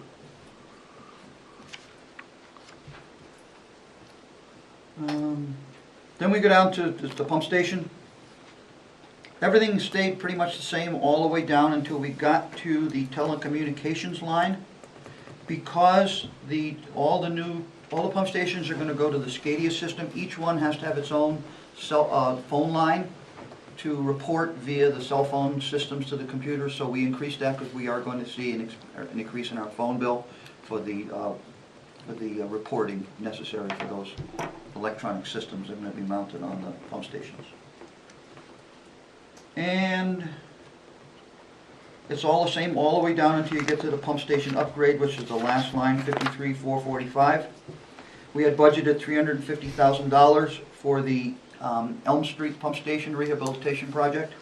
It's been worked on, and it's been estimated by the engineering firm Hoyle and Tanner that we need to have $600,000 to upgrade that pump station. So that number increases to $600,000 from $350,000.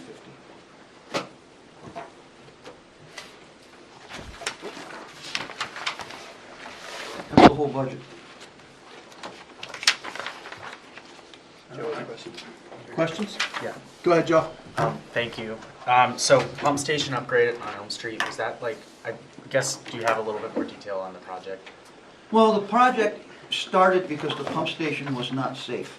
It didn't meet a lot of electrical standards, it did not meet ventilation standards. We had a lot of problems with the building. The building is deteriorated. The line that pumps the effluent from that pump station over to Mill Street, where it gravity flows across the river down to East Union, that line has to have a slip lining put into it. So in order to meet safety standards and to meet efficiency standards, we are doing a complete upgrade on that, and that includes a small addition to the pump station.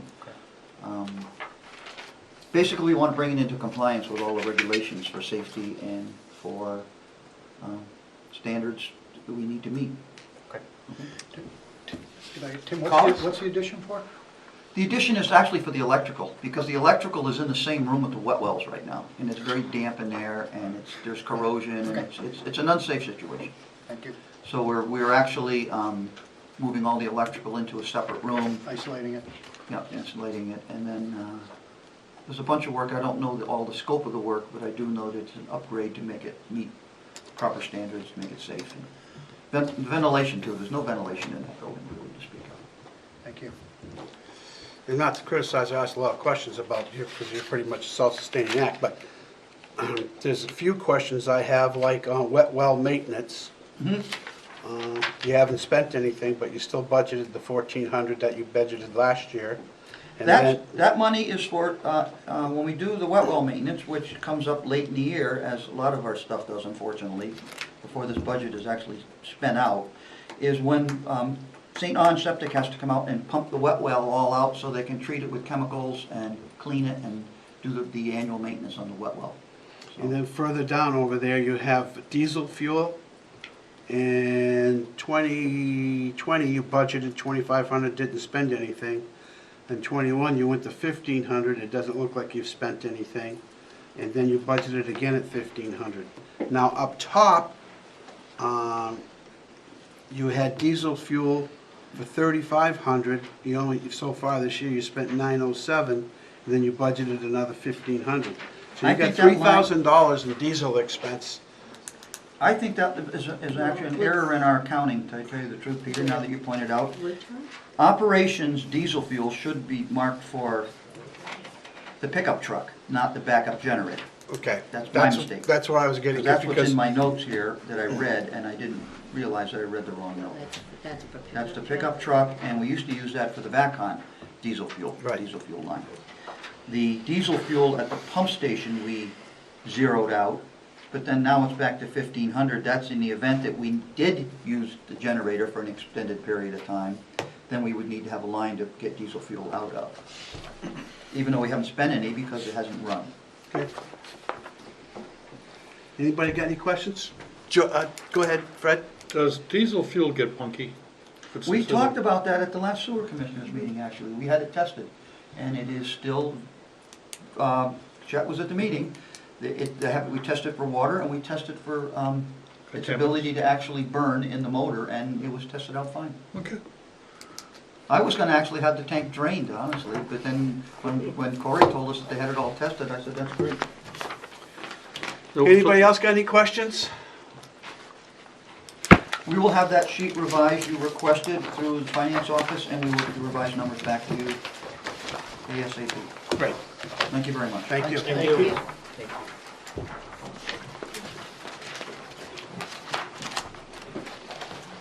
We got DPW up next. Public Works, number Yep, 5. DPW. Somebody want to get their red pens out? Brought a box. All right. I'll be as brief as you need me to be. I know there's a Red Sox game. I'll start before too much longer. Don't use that as an excuse. Are we done yet? Right, yeah, there we go. Good evening. So I gave out some handouts earlier. If everybody had one, if nobody or if somebody didn't get one, just let me know. I've got a couple extras. Fred looks like this. Really? Oh, I have it. Oh. What is that? I stole it from you. Fred doesn't have one? Oh, is that was the extra thing that she just Thank you. We might have gone around the mulberry bush, around each other. Okay, so it's not super in-depth, the handout, just a two-pager, but it kind of goes over the major cost drivers of our operating budget. So I'll kind of talk from that, but if there's any questions specifically about any of the lines, by all means, just chime in or let me know. So right now for 2022, what I'm proposing is overall for the operating budget of 4.6% net increase in the DPW budget. Primarily driven by increases in operating and non-personnel costs and non-personnel costs, with a slight increase in projected revenues over last year, but that's really a drop in the bucket. Our operating costs due to personnel is proposed a 4.2% increase from last year, and non-personnel costs I'm proposing 4.1% increase. And I'm going to kind of where that comes from specifically. That's the Red Sox alarm. So for 2022 proposal, the major cost drivers are on the second box there on the first page. Wages, as Derek mentioned earlier, as have been proposed in the proposed budget and our Teamsters CBA agreement, that makes up about $50,000 over the entire department between those two areas. But I'm also proposing an increase in our part-time wage lines. We have 10 total part-time employees budgeted in DPW, 2 engineering interns, 4 cemetery seasonal maintainers, and 4 highway maintainers. So 2 years ago, in the height of the pandemic, we stopped accepting applications, and we told the engineering interns we weren't sure what the year was going to look like, and we turned them off. So 2 years ago, we had none. This year, we only had 1 applicant, though, for the 8 maintainer positions, the 4 and the 4.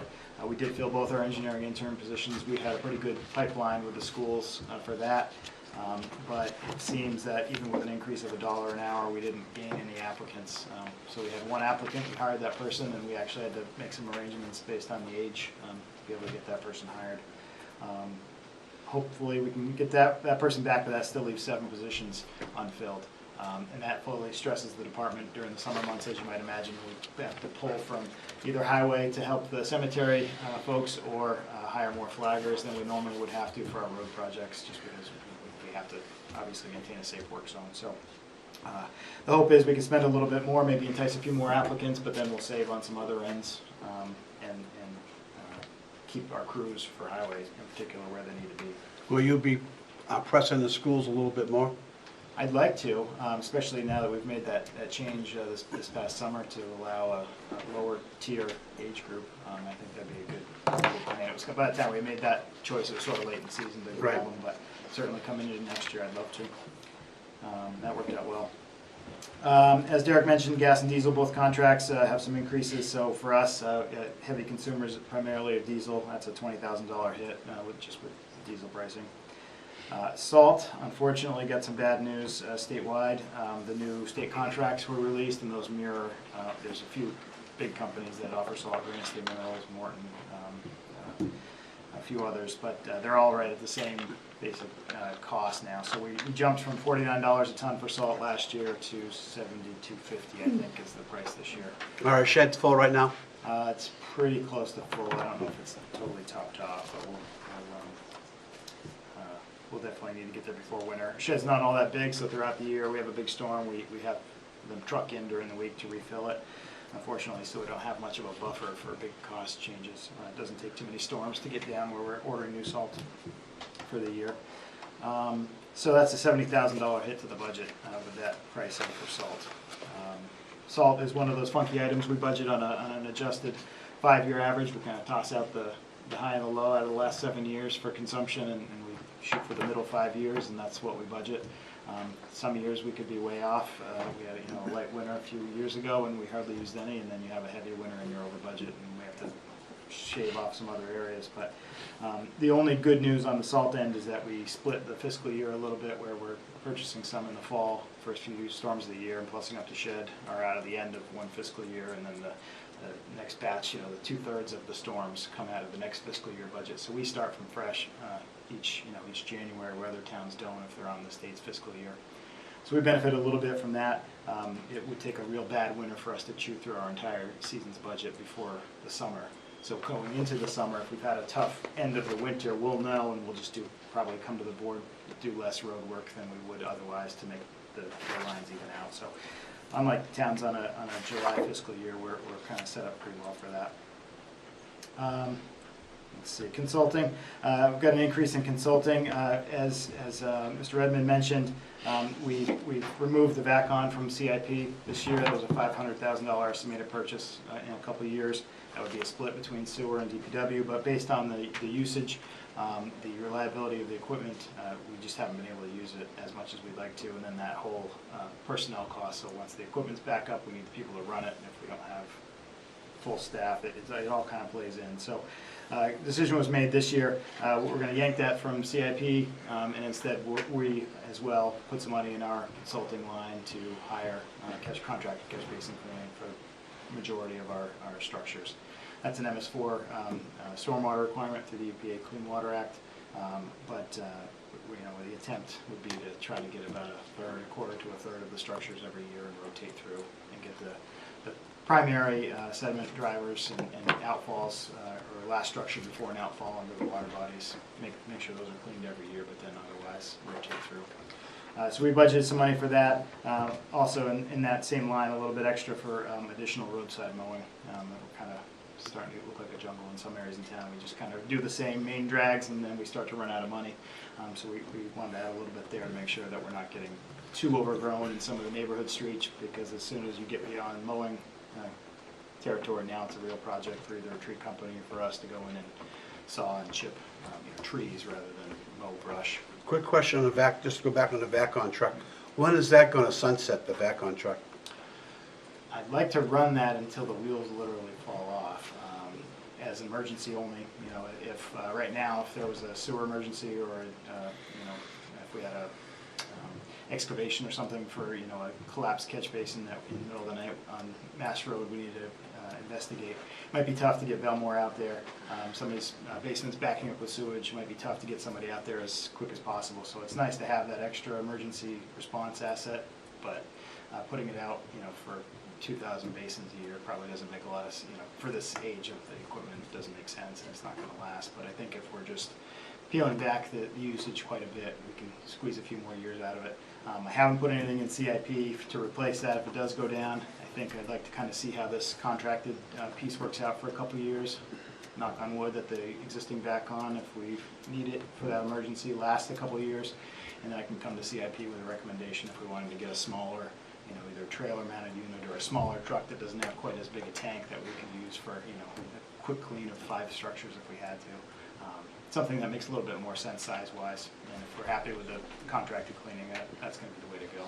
So there must be a dollar figure in your mind that you say, it's going to take $25,000 to, because we've spent a lot of money on that truck in the past. We have. And where you say, just not worth it. There's got to be a number in your head. I think I'm going to know it when I see it, probably, unfortunately. But we did spend some pretty good money recently on the motor itself, the impeller, and the main pumps. Coming up next probably is some tank work that's been repaired before. Probably could be repaired again with some metal work. But it is an Asian machine, so we could find ourselves where we don't have that emergency asset.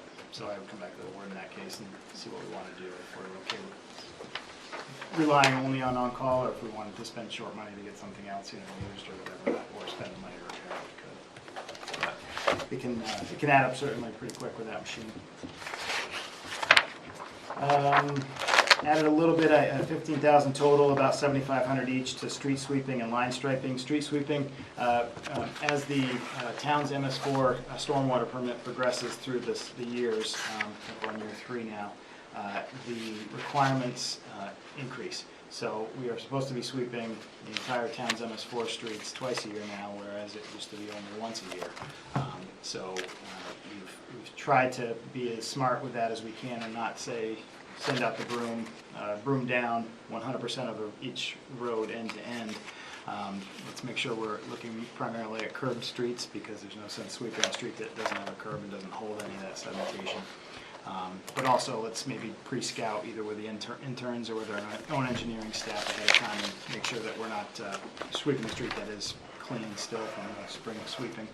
So if we can chip away at that throughout the year, we won't be spending completely 200% of what we used to spend for street sweeping. But I did increase it to at least throw a bone to the fact that we're going to have increased sweeping costs going forward.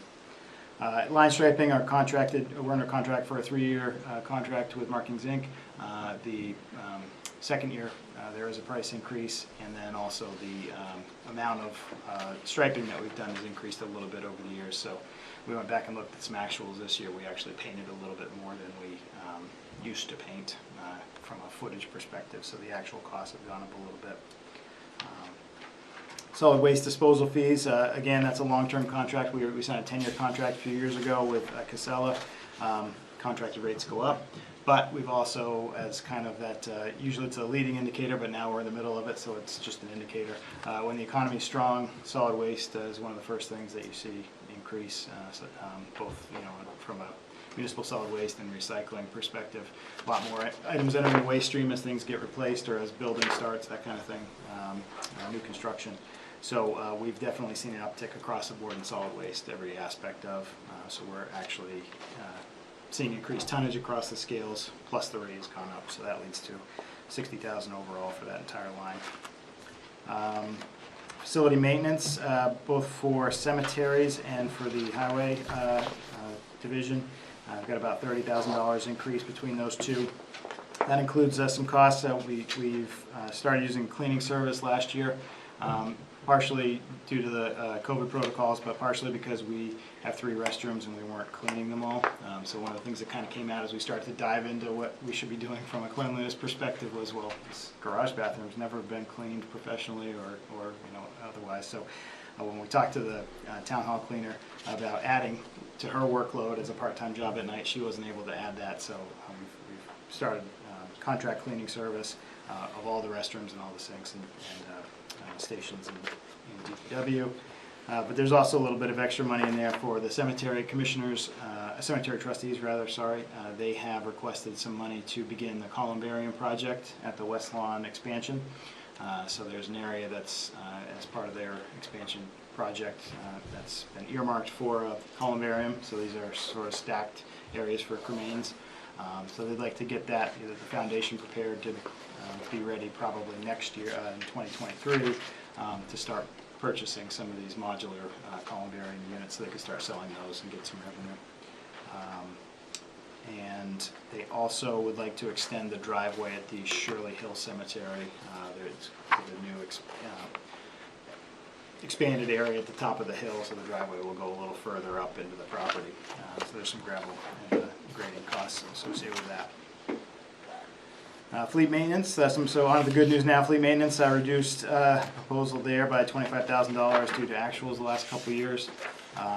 Hopefully that's not fool's gold, but we've had a couple of years where we've been under budget on fleet maintenance, and that's for all DPW equipment primarily there. Maybe that VACCON, since we haven't been using it as much, hasn't hit us for $25,000 at a pop. But we've also, I've also proposed a reduction in recycling removal. This is a big one. As you probably all know, we had that swing a couple years ago where recycling went from a revenue to a cost almost overnight when China kind of shut the gates on contaminated recycling. About 6 to 8 weeks ago, all of a sudden we've started a steady decline, and suddenly we're back into revenue. It's a slight revenue, it's only a couple dollars a ton, whereas we were about $20 to $30 a ton at the kind of the heyday.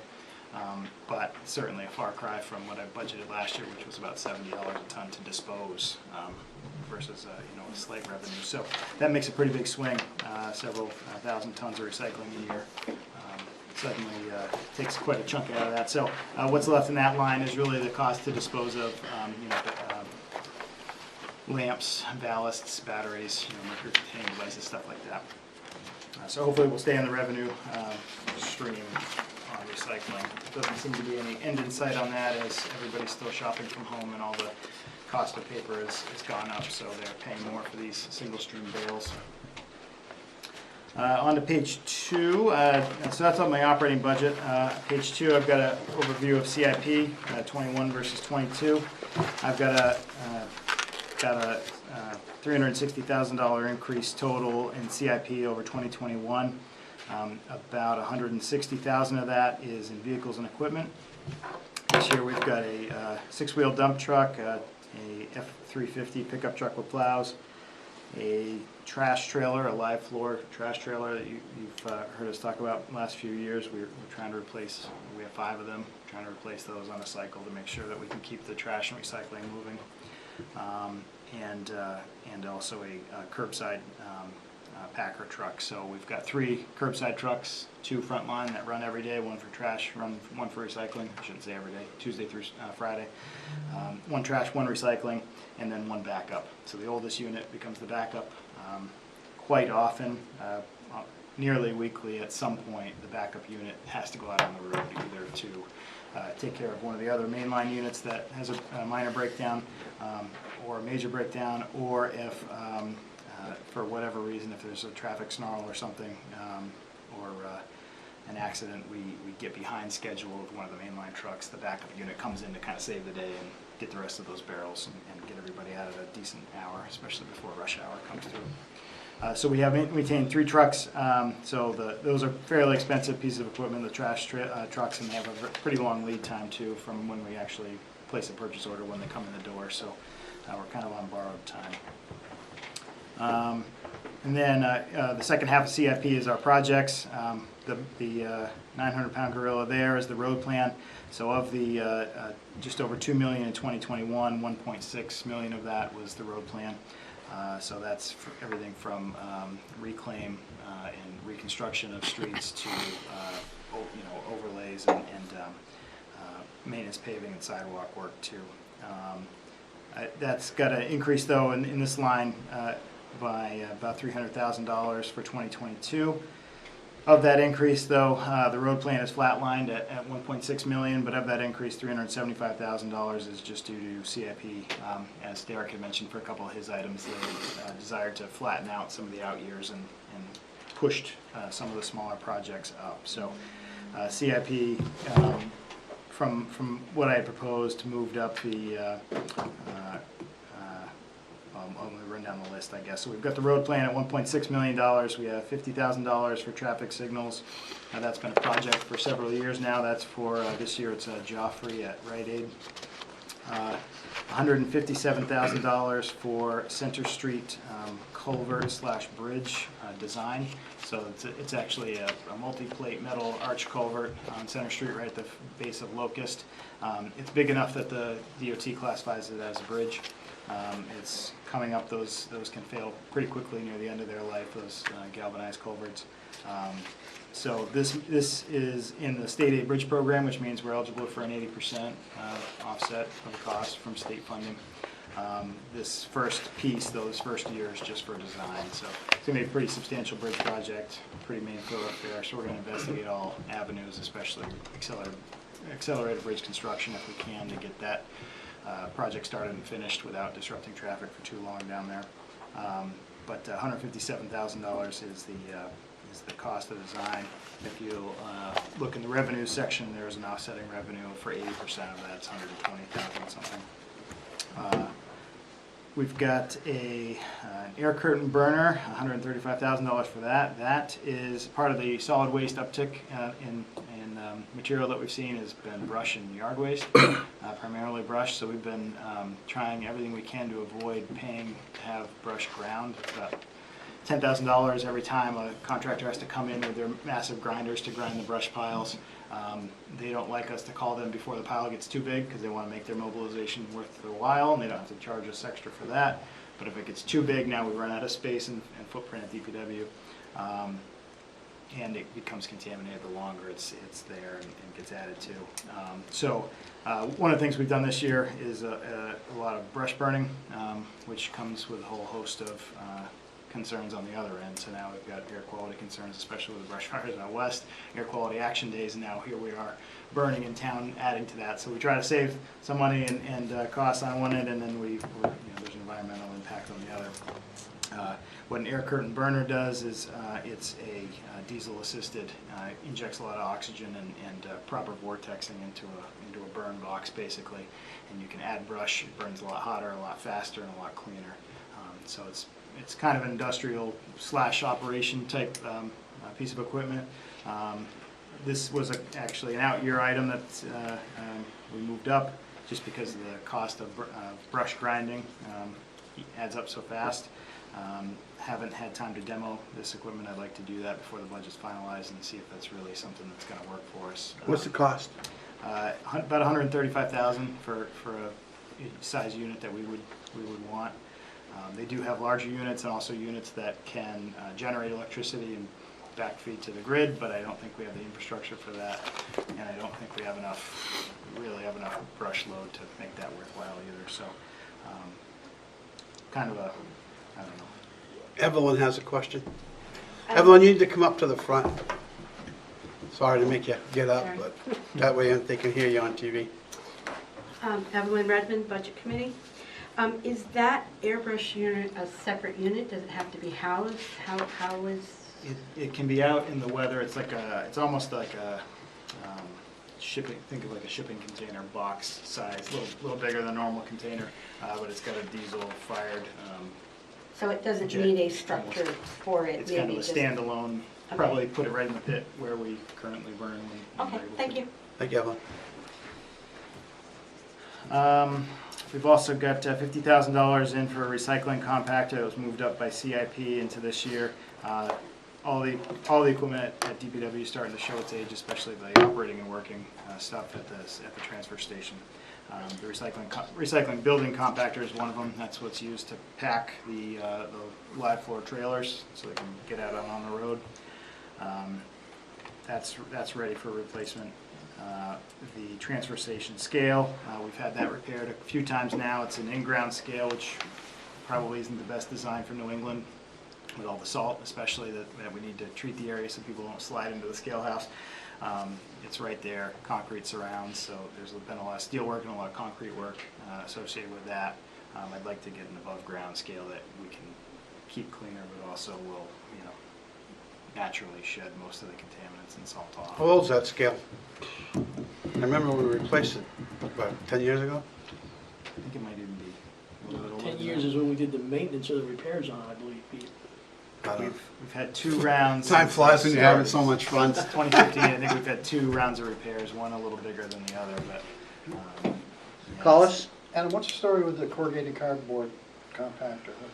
So one of the things with cardboard, prices fluctuated a little bit, so if you'd asked me a few months ago, it's a little bit of a different story than today. Price is definitely up, but all of recycling cost is up.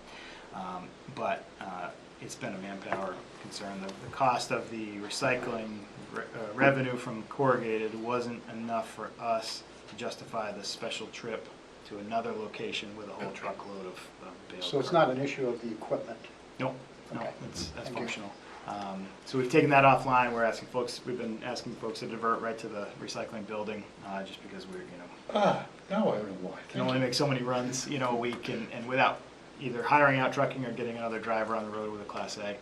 That was the decision that we made as the volume started developing up. So one of the things that'll probably come to the board at some point is, are we okay with keeping that equipment? It still works. Do we want to sell it as surplus?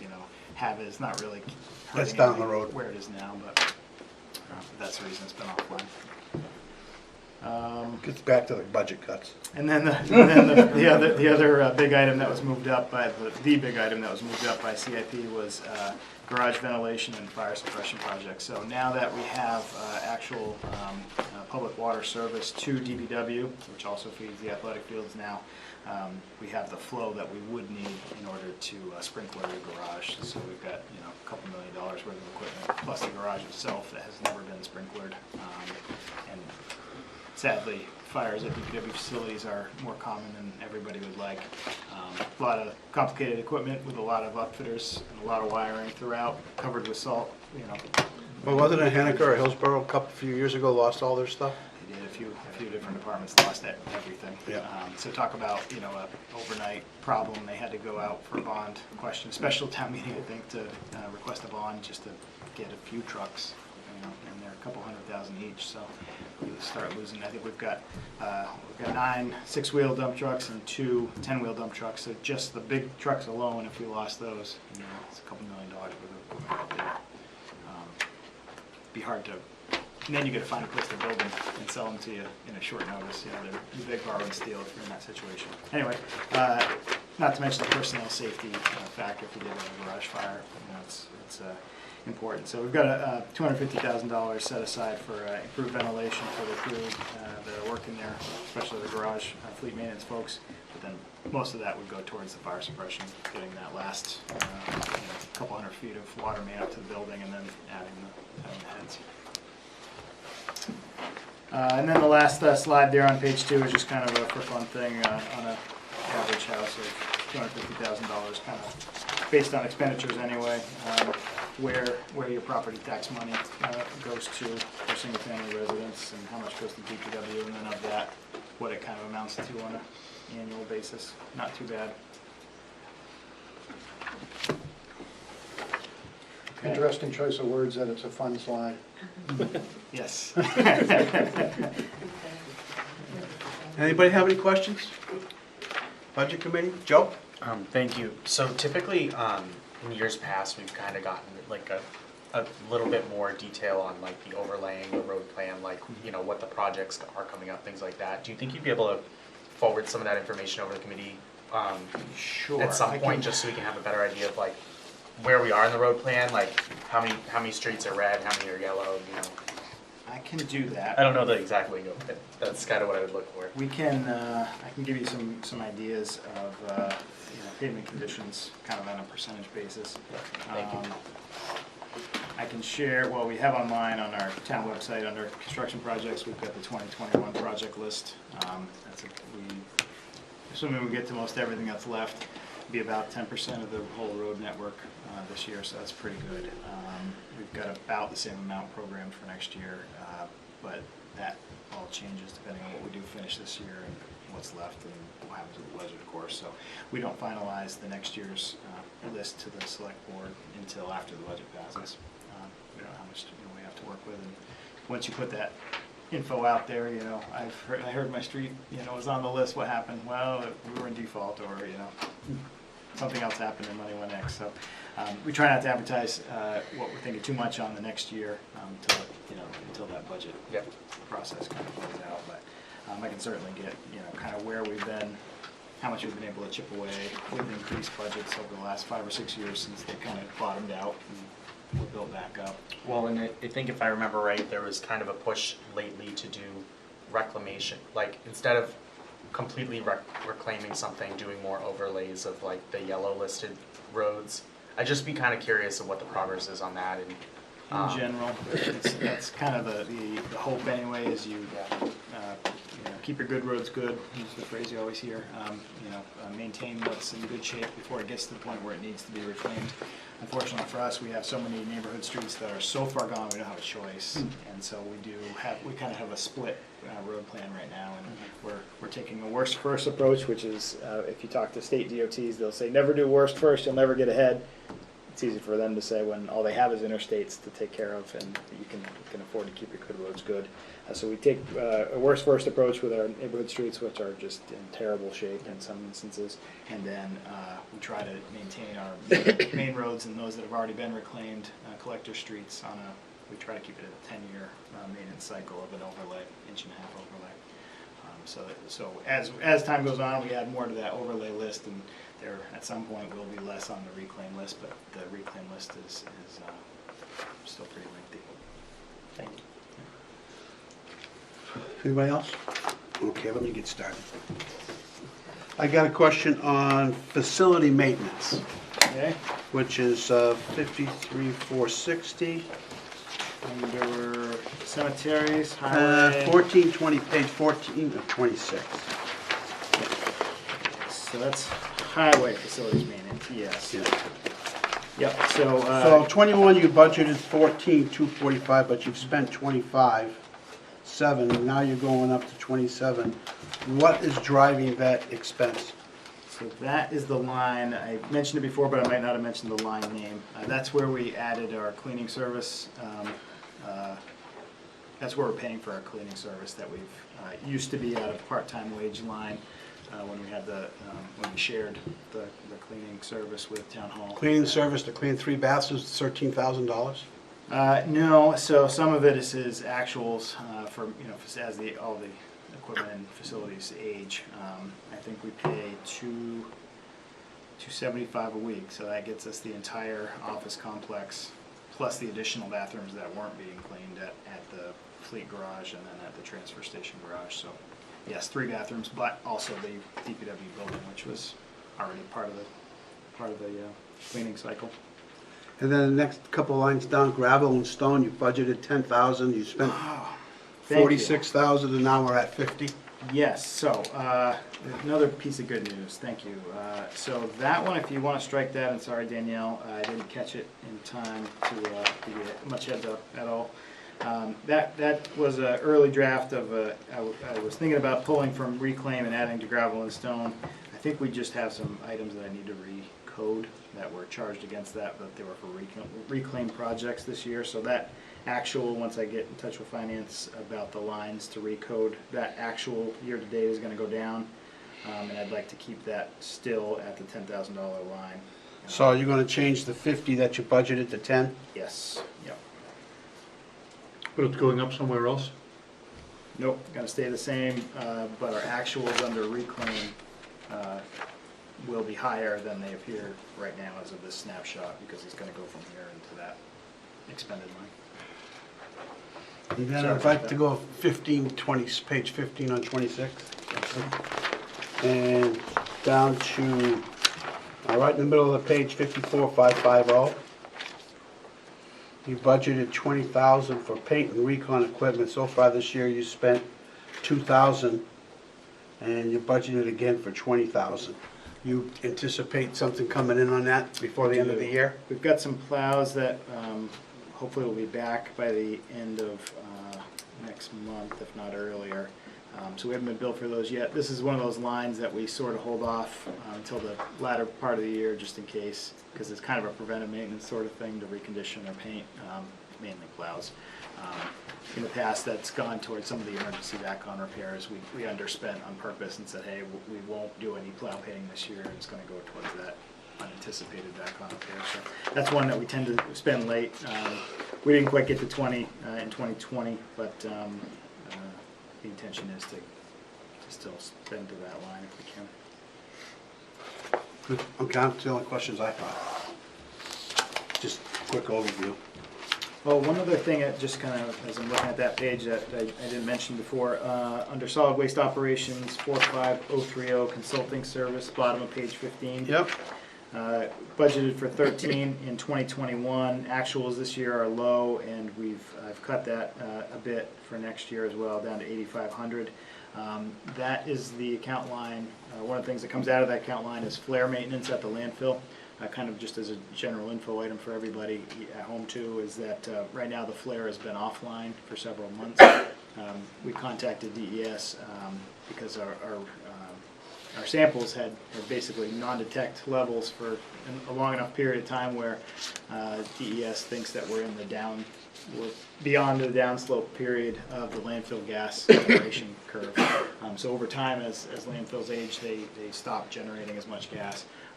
They think we're there. We don't need a flare to support the burn off anymore of those excess gases.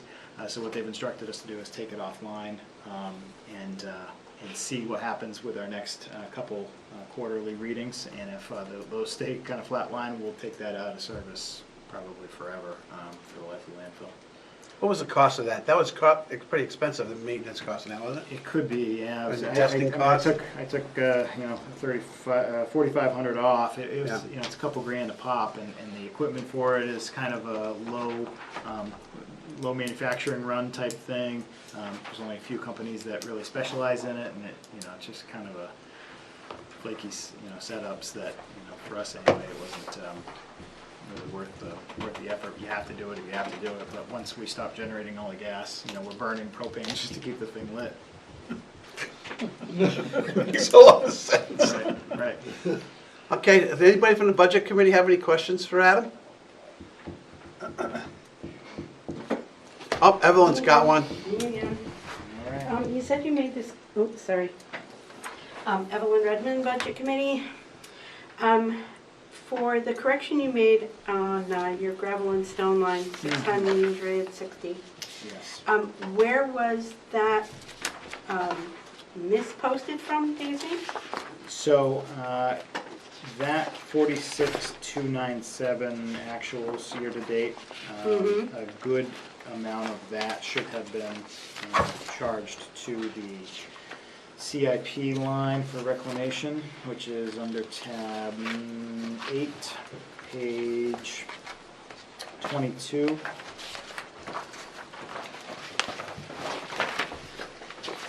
At the bottom of page 22, about 3 lines up from the bottom, you see actuals are fairly low so far there, 574.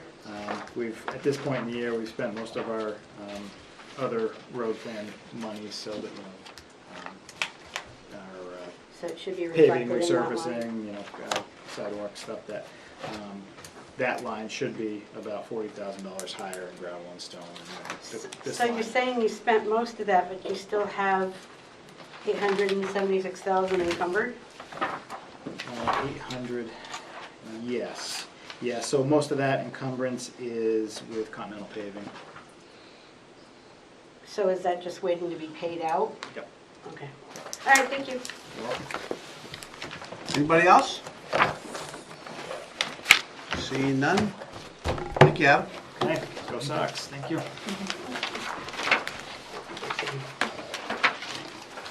That'll conclude if there's no questions. Joe, are you all set? All Good to go. Everyone all good? right. Thank Kicking you us guys out. for coming. We'll see you next time. It's been fun.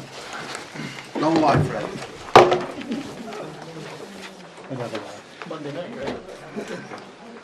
The next one's Monday. Yeah. Is there anybody here that is here for public comment? Seeing none, we'll close the public comment. Take a motion, Mark? Yep. Make a motion to go into non-public under section 91A:3(2). A, compensation. Is there any others? No. Okay. Second. Motion by Mark, seconded by Chet. Yes, sir. Yes. Yes. Yes.